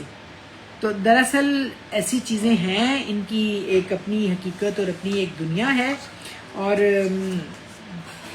ان کا انکار نہیں کیا جا سکتا کیونکہ یہ قرآن و حدیث سے ثابت ہے. اور بعض لوگ کہتے ہیں کہ ہم تو کسی جادو وادو کو نہیں مانتے، تو یہ بھی ایک انتہا پسندی ہے. جادو بہرحال ایفیکٹ کرتا ہے، لیکن اس کا مقابلہ کیسے کیا جائے.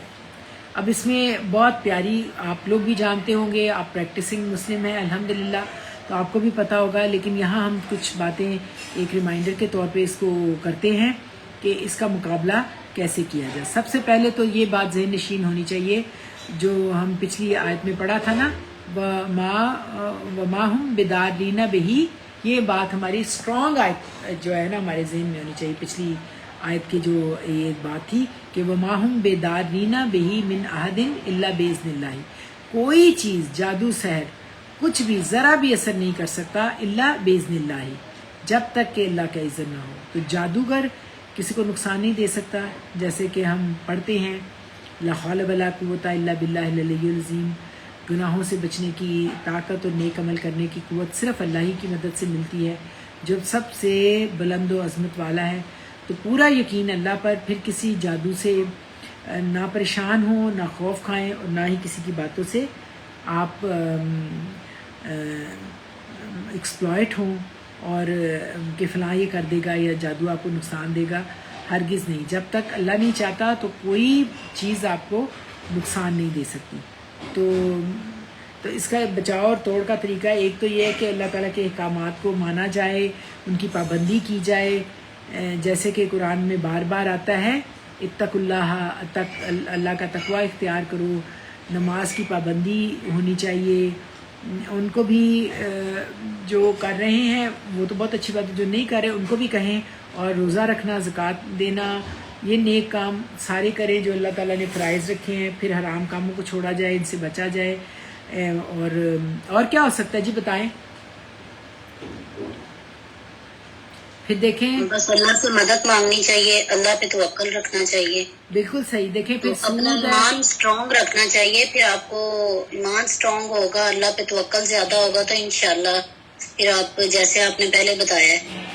ہاں، بنیان مرصوص جو ہوتی ہے نا، سیسا پلائی دیوار ہوتا ہے مومن، تو اس کا جو ایمان ہوتا ہے اسٹرانگ ہوتا ہے نا، تو پھر اس پہ نیگیٹو امپیکٹ جو ہوتا ہے نا چیزوں کا بہت کم ہوتا ہے.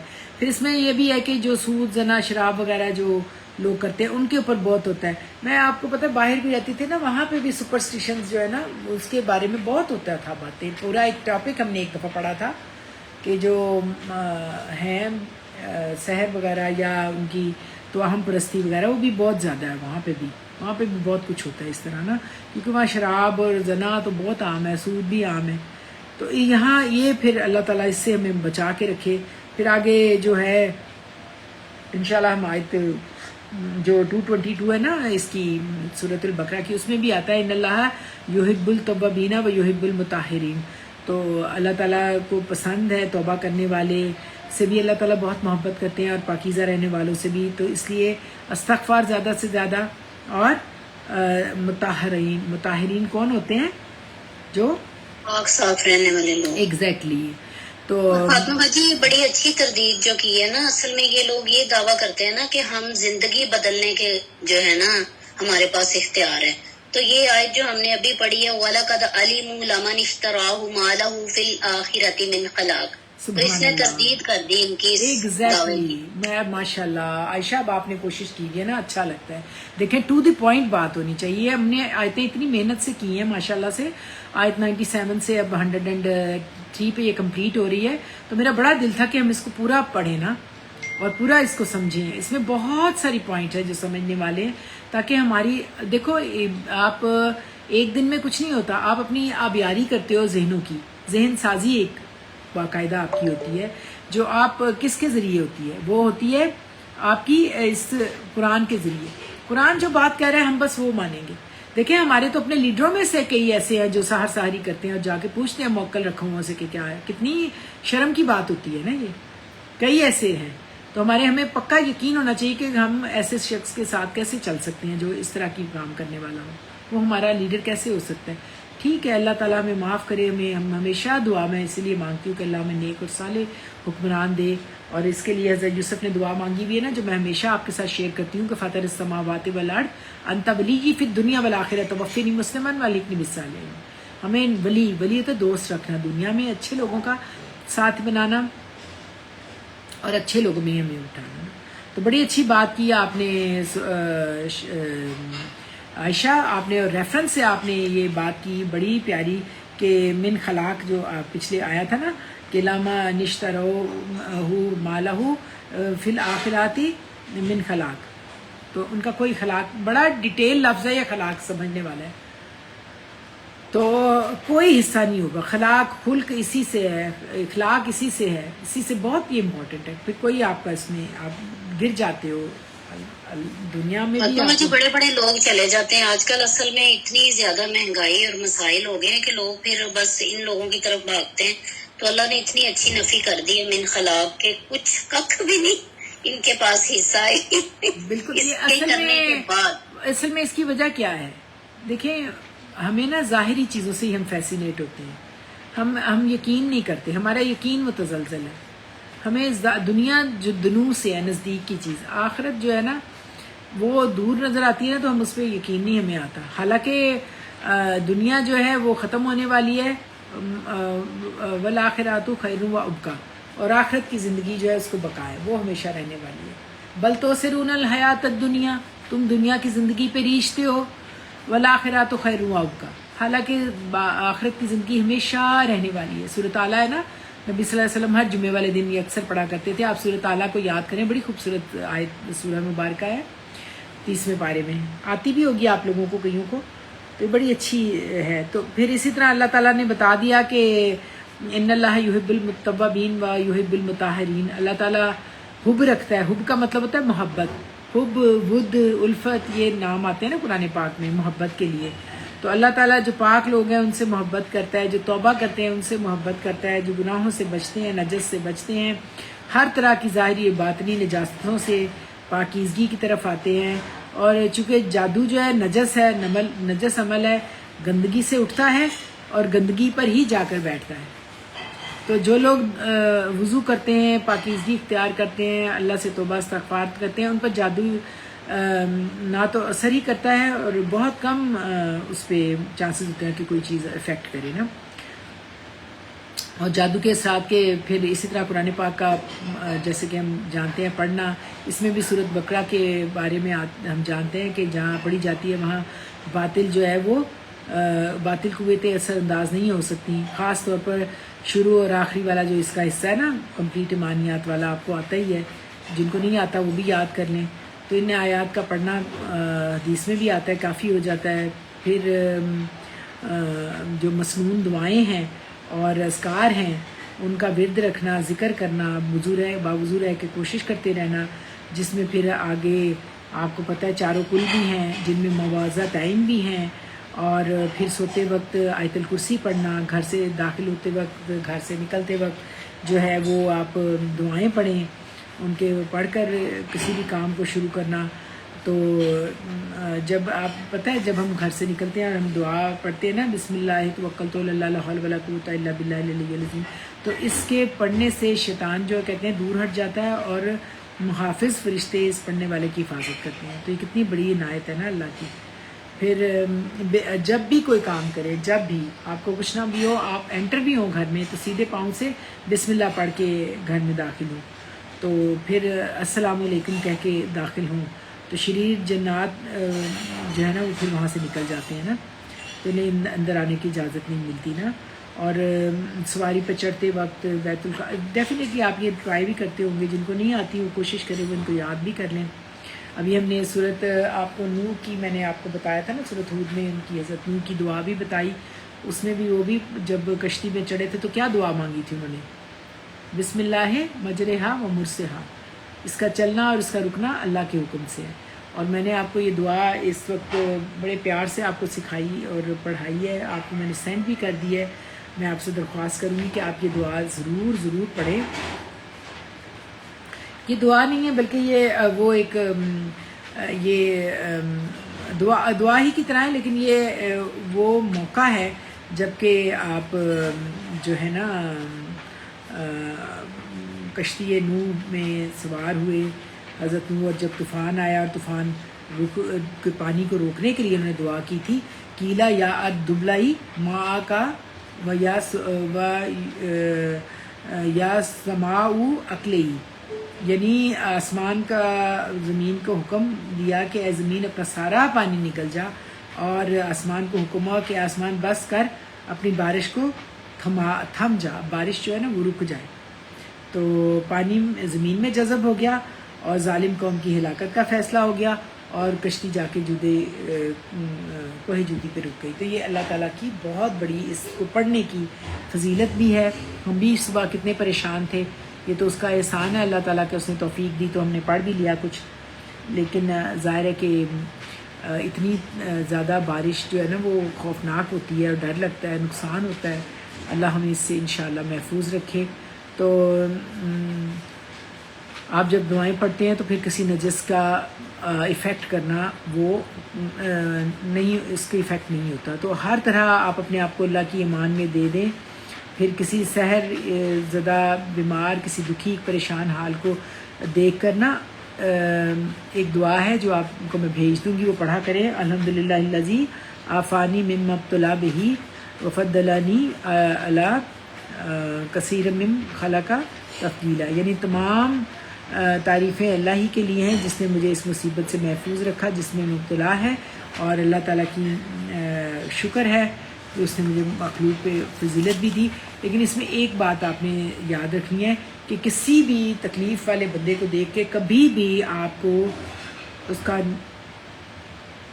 کا مذاق اڑانا یا اس سے کوئی بات آپ تو نہیں کرتے ہوں گے لیکن کرتے ہیں بعض لوگ نا، اس کا زیر لب بھی مسکرانا یا اس کا مذاق کرنا یا اسی کسی طرح بھی زیر لب بھی اشارہ بھی کرنا جو ہے نا، وہ اس کے بارے میں آتا ہے کہ وہ مصیبت آپ پہ پڑ جائے گی اگر آپ اس طرح کریں گے۔ اس کے ساتھ ہمدردی والا رویہ ہونا چاہیے، دعائیں پڑھنی چاہیے، تو انشاءاللہ یہ معمول بنائیں تو کچھ مشکل نہیں رہے گا۔ روٹین کے کام بھی کرتے جائیں، دعائیں بھی پڑھتے جائیں اور یاد کرتے جائیں، انشاءاللہ اللہ تعالیٰ ہر طرح کی بلاؤں، جادوؤں، مصیبتوں سے، نیگیٹو پاور سے، نیگیٹو چیزوں سے اللہ تعالیٰ محفوظ فرمائیں گے۔ ہر قسم کی نظر سے بھی اللہ تعالیٰ حفاظت میں رکھیں، اور اگر خدا نہ خواستہ کوئی اثر ہو تو اس کا علاج بھی ہے اور کچھ اور بھی مسنون علاج ہیں۔ اس میں ایک چیز مجھے بہت اچھی لگتی ہے کہ نبی پاک کی حدیث سے ثابت ہے کھجوریں کھانا۔ نبی صلی اللہ علیہ وسلم نے فرمایا جس نے صبح اٹھ کر نہار میں 7 کھجوریں کھائیں، اور آپ صلی اللہ علیہ وسلم نے اجوا کھجور کی طرف اشارہ کیا، اس دن اسے کوئی زہر یا کوئی جادو اثر نہیں کرتا۔ یعنی کھجوریں کھانے سے انسان کے اندر آپ دیکھیں توانائی آتی ہے، قوت آتی ہے، تو یہ جو اس کے اندر ریزسٹنس بلڈ اپ ہوتی ہے، تو جب انسان قوت جو اس کی ریزسٹنس، یعنی ریزسٹنس کیا ہوتی ہے، اس کی قوت مدافعت جو ہے نا اگینسٹ دا نیگیٹو چیزوں کے بڑھ جائے تو بہت سے نیگیٹو اثرات سے بچ جاتا ہے۔ تو عام طور پر جنات کا، جادو کا، نظر اور غیر محسوس نان ٹیجبل جو چیزیں ہوتی ہیں ان کا اثر انسان پر تب ہوتا ہے جب انسان روحانی یا جسمانی طور پر کمزور ہوتا ہے۔ تو جسمانی بیماریاں بھی انسان پر تب ہی اٹیک کرتی ہیں جب انسان جو ہے وہ کمزور ہوتا ہے اور اس کے اندر ریزسٹنس جو ہے ویک ہوتی ہے۔ تو دیکھیں نا جراثیم بھی تبھی پکڑتے ہیں نا جب ہم کہتے ہیں کہ آپ کی امیونٹی کمزور ہو گئی ہے نا، تو آپ کی جو ریزسٹنس ہے وہ کم ہو گئی ہے، تو یہ سحر جادو یعنی انہی پر زیادہ ان لوگوں پہ اس کے افیکٹ ہوتا ہے جو روحانی طور پر کمزور ہوتے ہیں۔ تو اس سلسلے میں آپ جانتے ہیں، میں اکثر آپ سے شیئر کرتی ہوں یہ بات کہ حضرت موسیٰ کا کال ہے، کیا کال ہے؟ میں آپ سے اکثر شیئر کرتی ہوں کہ انسان صرف 2 وقت کی روٹی سے نہیں زندہ رہتا، اسے زندہ رہنے کے لیے روحانی غذا کی ضرورت ہوتی ہے جو ہم اس وقت لے رہے ہیں، اور وہ کہاں سے ملتی ہے؟ اللہ کے پاکیزہ کلمات، پاکیزہ کلام سے۔ تو ضروری ہے کہ انسان اپنے آپ کو فزیکلی اور اسپرچولی اسٹرانگ کرے، اور اس میں ایک بہترین علاج نبی صلی اللہ علیہ وسلم نے کھجوروں کا کھانا بھی بتایا، اور اس میں یہ ہے کہ ہماری ام عائشہ ہماری امہات المومنین میں سے بتاتی ہیں کہ نبی صلی اللہ علیہ وسلم نے فرمایا کہ عائشہ جس گھر میں کھجوریں نہ ہوں اس گھر والے بھوکے ہیں، یعنی اتنی امپورٹنٹ ہے وہ کہ ضرور ہونی چاہیے۔ تو اب ہمیں اللہ تعالیٰ کے رسول نے بتایا، تو لوگ عام طور پر کہتے ہیں کہ یہ تو جناب بہت زیادہ مذہبی اس طرح کی باتیں کر رہے ہیں۔ تو اب جب سائنٹیفک ریالٹی آپ دیکھیں گے نا تو وہ پھر آپ کو بہت اچھی لگے گی، وہ بہت فیسینیٹ کرے گی کہ ہاں بھائی کھجور کھانے سے جسم کے اندر کیا کیا جو ہے آپ کی کیمیائی تبدیلیاں پیدا ہوتی ہیں، اور کس زبردست طریقے سے آپ کے اندر قوت آ جاتی ہے، تو پھر ہم فوراً یقین کریں گے کہ ہاں کھانی چاہیے۔ پھر جب آپ ایمان یقین سے نہیں کھائیں گے تو کیا ہوگا؟ آپ کو آپ کی ریزسٹنس تو فزیکلی مل جائے گی، لیکن ثواب نہیں ملے گا۔ کیوں؟ آپ کو سمجھ آئی میری بات؟ کیا بات میں نے کہی ہے؟ دیکھیں ہمارا دین تو انما الاعمال بالنیات پہ ہے نا۔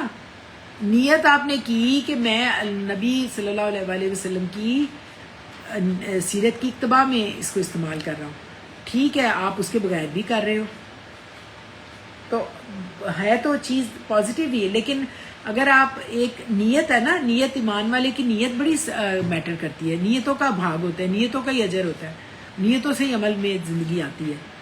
تو جب نبی صلی اللہ علیہ وسلم کی سنت کو صحیح سمجھ کر اپنایا جائے، اور جانتے ہیں کہ آپ صلی اللہ علیہ وسلم سب سے زیادہ آپ سمجھتے ہیں کہ علم رکھنے والے ہیں، تو آپ صلی اللہ علیہ وسلم سے بڑھ کر کسی اور کی بات سچی نہیں ہو سکتی، تو پھر وہ چیز عبادت بن جاتی ہے۔ اور اگر اجوا کھجور نہ بھی ملے تو چلیں کوئی بات نہیں، جو بھی کھجور ملے آپ اسے 7 یا طاق عدد میں کھائیں، اور خاص طور پر آپ جانتے ہیں کہ خواتین کے لیے تو بہت ہی مفید چیز ہے۔ اللہ سبحانہ تعالیٰ نے، آپ جانتے ہیں اس کا ہمیں قرآن سے کیا دلیل ملتی ہے، مجھے بڑی انٹرسٹنگ یہ باتیں قرآن سے دلیل کے ساتھ ملی کہ جب حضرت مریم علیہ السلام ہیکل میں کے ایک طرف بیٹھ گئی تھیں اس طرف، اور انہوں نے جب وہ ان کو کنسیو کیا انہوں نے حضرت عیسیٰ کے لیے، تو اللہ تعالیٰ نے انہیں کیا کہا تھا کہ آپ کھجوریں کھائیں، اور کھجوروں کے درخت کو اوپر سے جھاڑا تو وہ ان کے کھجوریں گریں، اور انہوں نے سبحان اللہ کھجوریں کھائیں، ٹھیک ہے نا۔ پھر ایسا ہے کہ مختلف چیزیں مختلف انسانوں پر مختلف طرح اثر انداز ہوتی ہیں، جیسے بعض لوگوں کو بہت غصہ آتا ہے نا، اور غصہ کس سے ہوتا ہے؟ کس سے ہوتا ہے غصہ؟ غصہ بھی دیکھیں شیطانی عمل ہے، اور شیطان کس سے ہے؟ جنات میں سے ہے۔ تو بعض اوقات ہم جانتے ہیں کہ مائیں کہتی ہیں کہ ہمارا بچہ بہت غصے کے وقت آؤٹ آف کنٹرول ہو جاتا ہے، ایسا لگتا ہے کہ خود کو مار لے گا، کسی کو مار دے گا، تو آپ نے دیکھا ہوگا کہ اس طرح کئی دفعہ اس طرح سچویشنز آتی ہیں نا، تو بعض اوقات آپ نے دیکھا ہوگا کہ بہت ایکسٹریملی رونے لگتا ہے، اور بہت کوئی چپ ہو جاتا ہے۔ تو ایسے اثرات جو نیگیٹو اثرات ہیں یہ کمزور انسانوں پر زیادہ افیکٹ کرتے ہیں، اور اس کا پھر ریئیکشن بھی شدید ہوتا ہے، جیسے شدید غم، شدید غصہ، یا بہت زیادہ ہنسنا، بہت زیادہ رونا۔ بعض اوقات ایسا انسان کو دورہ پڑتا ہے کہ ہم کہتے ہیں اس کو دورہ پڑ گیا، ہنسی کا، ہنستا ہی جا رہا ہے۔ تو کسی بھی چیز کی زیادتی، مثلا بہت زیادہ کھانا، سونا، زیادہ کھیلنا، اور انگلش میں بھی ایک پروورب ہے نا، آپ کو پتا ہوگا، access of every thing is bad. تو یہ حد سے تجاوز کرنا فسق و فجور میں آ جاتا ہے نا، جو شیطانی عمل ہے۔ تو انسان کو اپنے اوپر کنٹرول رکھنا چاہیے، اور شدید جذباتی ریئیکشن سے بچنا چاہیے۔ اس سلسلے میں آپ سب کو معلوم ہوگا کہ ایک شخص، یہ واقعہ میں اب بیان کر کے آخری بات کروں گی آپ سے، یہ بڑی اچھی بات، ہمیشہ میں اس سے موٹیویٹ ہوتی ہوں اور فیل کرتی ہوں کہ حضرت ابوبکر صدیق کے پاس کوئی بندہ بہت بدتمیزی کر رہا تھا، اور آپ کو گالیاں بھی دے رہا تھا. تو نبی صلی اللہ علیہ وسلم پاس بیٹھے مسکراتے رہے، لیکن جو ہی حضرت ابوبکر نے اس کو جواب دیا، پہلے وہ حضرت ابوبکر جواب نہیں دے رہے تھے، جب انہوں نے جواب دیا تو آپ صلی اللہ علیہ وسلم وہاں سے چلے گئے. تو حضرت ابوبکر صدیق رضی اللہ عنہ نے پوچھا، جب وہ شخص مجھے گالیاں دے رہا تھا تو آپ مسکراتے رہے، اور جب میں نے جواب دیا تو آپ وہاں سے تشریف لے گئے. تو آپ صلی اللہ علیہ وسلم نے فرمایا، جب تک تم چپ رہے تو فرشتہ جواب دے رہا تھا، لیکن جب تم بول پڑے تو فرشتہ چلا گیا اور شیطان آ گیا، اور جہاں شیطان آ جائے وہاں پھر لڑائی جھگڑا ہو تو وہاں نبی نہیں، میں نہیں رہ سکتا نا، وہاں میں نہیں رہتا تھا. تو دیکھیں ایسے تمام مقامات میں انسان جب اس طرح اگریسو ہوتا ہے تو بہت ویک ہو جاتا ہے، اور گناہوں کی کثرت انسان کو روحانی طور پر کمزور کر دیتی ہے. لہٰذا شیطان کو موقع مل جاتا ہے، وہ اپنے اثرات سے لوگوں کو گمراہ کرتا ہے. مختلف موقعوں پر انسان کے پر شیطان مختلف طرح اثر انداز ہوتا ہے. اب کبھی بھی کسی شیطان کا وار چل جائے اور جادو ہو جائے تو پھر کیا کرنا چاہیے؟ کیونکہ بعض اوقات بہت سے لوگ نا آپ کو پتہ ہے جنات نکلوانے کے جادو کے توڑ کے لیے عاملوں کے پاس بھی جا کر غیر شرعی طریقے استعمال کرتے ہیں. پھر کبھی بکرا منگوایا، اس کو ذبح کر کے خون لاؤ، ہڈی لاؤ، بال لاؤ، پھر بہت سے خرافات کے ذریعے معصوم اور بالکل سیدھے سادے لوگوں کو، بلکہ کہنا چاہیے جو بالکل بیچارے قرآن سے ناواقف ہوتے ہیں لوگ ہوتے ہیں، ان سے خوب پھر پیسے بٹور لیتے ہیں. تو بعض اوقات آپ نے سنا ہوگا کہ پتلے کے اندر بہت ساری سوئیاں لگی ہوئی ملتی ہیں، یہ کام بھی ہوتے ہیں، اور بہت سے نیگیٹو ایکٹیویٹیز ہوتی ہیں اس طرح. تو اس کا حل ہونا چاہیے نا، اس کا حل شرعی طریقے سے ہونا چاہیے اور بالکل مسنون طریقے سے ہونا چاہیے. لیکن یہ بالکل غیر مسنون طریقے سے، غیر شرعی طریقے استعمال کر کے لوگوں کو سپوائل کرتے ہیں. کیونکہ ہمیں چاہیے کہ ہم اپنا ہر صورت میں اللہ کے قانون کو پکڑیں، اللہ کی رسی کو، وَتَعْصِمُوا بِحَبْلِ اللَّهِ جَمِيعًا کو پکڑیں، نہ کہ اپنی مرضی سے پھر ادھر ادھر بھٹک کے اپنے آپ کو بھی اور خراب کریں. لیکن نبی صلی اللہ علیہ وسلم نے جہاں بہت سے علاج بتائے ہیں، یا کچھ علاج قرآن پاک سے بھی بتائے جاتے ہیں، تو ان کے ساتھ کچھ اور طریقے بھی بتائے جاتے ہیں، کھجوریں کھانا اور یہ سب ہم نے دیکھا. تو اس کے علاوہ آپ ایک اور طریقہ یہ بھی ہوتا ہے کہ اب اگر کسی کو چاہیے ہوگا تو میں نے ایک دفعہ کیا تھا، آپ کے پاس بھی ایکسپیرینس ہوگا کوئی اس طرح کا، آپ کو کوئی ایکسپیرینس ہے ایسا آپ سے شیئر کرنا چاہیں گے کہ آپ نے کوئی ایسا نیگیٹو ہوا ہو، کسی نے جادو کا دیکھا ہو، اس سے جاتے ہیں نا لوگ، تو اس سے پھر آپ اپنے ایمان کو خراب کرتے ہو نا. تو کوئی مشکل آئے تو ہمیں کیا کرنا چاہیے؟ ہمیں آپ بتائیں نا، کوئی بھی. آپ میری آواز نہیں جا رہی؟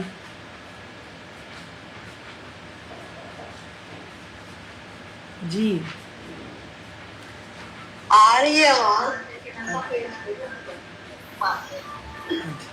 چلے ٹھیک ہے، چلیں اللہ کا شکر، چلیں ہاں وہی اللہ تعالیٰ ہمیں بچا کے رکھے ہر قسم کی نیگیٹو اثرات سے اور نیگیٹو باتوں سے. بڑا احسان ہے کہ ہم سب جڑے ہوئے ہیں، اللہ تعالیٰ ہمیں موقع دیتا ہے اور ہم اس کے ذریعے پڑھتے ہیں، سمجھنے کی کوشش کرتے ہیں. اللہ تعالیٰ ہم سب کا حامی ناصر ہو، اور ہم دعا کر لیتے ہیں کہ اللہ تعالیٰ، جیسے کہ شروع میں بھی ہم نے دعا کی کہ اللہ تعالیٰ ان بارشوں کی زحمتوں سے ہمیں بچانا، اور کبھی ہم کوئی اس طرح کی جو تکلیفیں ہیں، پریشانیاں، یا اللہ ہم سب کو محفوظ رکھنا، ہمارے گھروں کی جان و مال، عزت آبرو کی حفاظت کرنا. اور جتنے میری بہنوں نے آیات پڑھ کے بھیجیں، ساجدہ جی، سمیرہ، عائشہ اور نازیہ جی اور شنازی، اور جو بھی پڑھتے ہیں، اللہ تعالیٰ ان کے دلوں کی مرادیں پوری فرمائیے گا. بچوں کی طرف سے ہمیں یا اللہ سکون، عزت اور برکتیں عطا کیجیے گا. ہمارے گھروں میں امن امان کیجیے گا. ہمارے سروں پہ ہمارے شوہروں کے سائے رحمت بنا کے تانے رکھنا. ہمارے گھروں میں برکتیں دینا. یا اللہ پاک کسی قسم کی آزمائش سے ہمیں بچا کے رکھنا. رائی دانے برابر اپنے سوا کسی کی محتاجی نہ دینا. رزق حلال واسع و وافر عطا کرنا. اللہ مغفرنی بے حلال کا حرام کا وغنی بے فضل کا من سواک. یا اللہ پاک جو کلام ہم نے پڑھا اس میں جو کمیاں کوتاہیاں ہیں ہمیں معاف کرنا، اور ہمیں اس کی خیر و برکتیں عطا کرنا. اور یا پاک پروردگار جتنے بیمار ہیں آپ کہتے ہیں وَإِذَا مَرِضْتُ فَهُوَ يَشْفِينِ، آپ ہمیں اور سب کو شفائے کاملہ عاجلہ عطا کیجیے گا، اور یا اللہ پاک دم آخر ہم سب کی زبانوں پہ جاری فرمائیے گا لا الہ الا اللہ محمد رسول اللہ، نشہد ان لا الہ الا اللہ نستغفرک و نتوب الیک، سبحان ربک رب العزت عما یصفون وسلام علی المرسلین والحمد للہ رب العالمین۔ ان اللہ و ملائکتہ یصلون علی النبی ان اللہ ملائکتہ یصلون علی النبی یا ایھا الذین آمنوا صلوا علیہ وسلموا تسلیما، افوض امری اللہ ان اللہ بصیر بالعباد۔ انشاءاللہ اگلی اللہ تعالیٰ کی رحمت سے اگلی بار ہم نیا جو ٹاپک اب آپ کو شروع ہوگا ہے تو بنی اسرائیل کی بات، لیکن آپ اس کو غور کر لیجئے گا، آیت نمبر 104 ہے، کوشش کریں گے 4 اور 5 دونوں کو کور کر لیں، باقی اللہ تعالیٰ اپنی امان میں رکھے، فی امان اللہ۔ انشاءاللہ اگلی جمعرات کو ملیں گے اللہ کی رحمت سے۔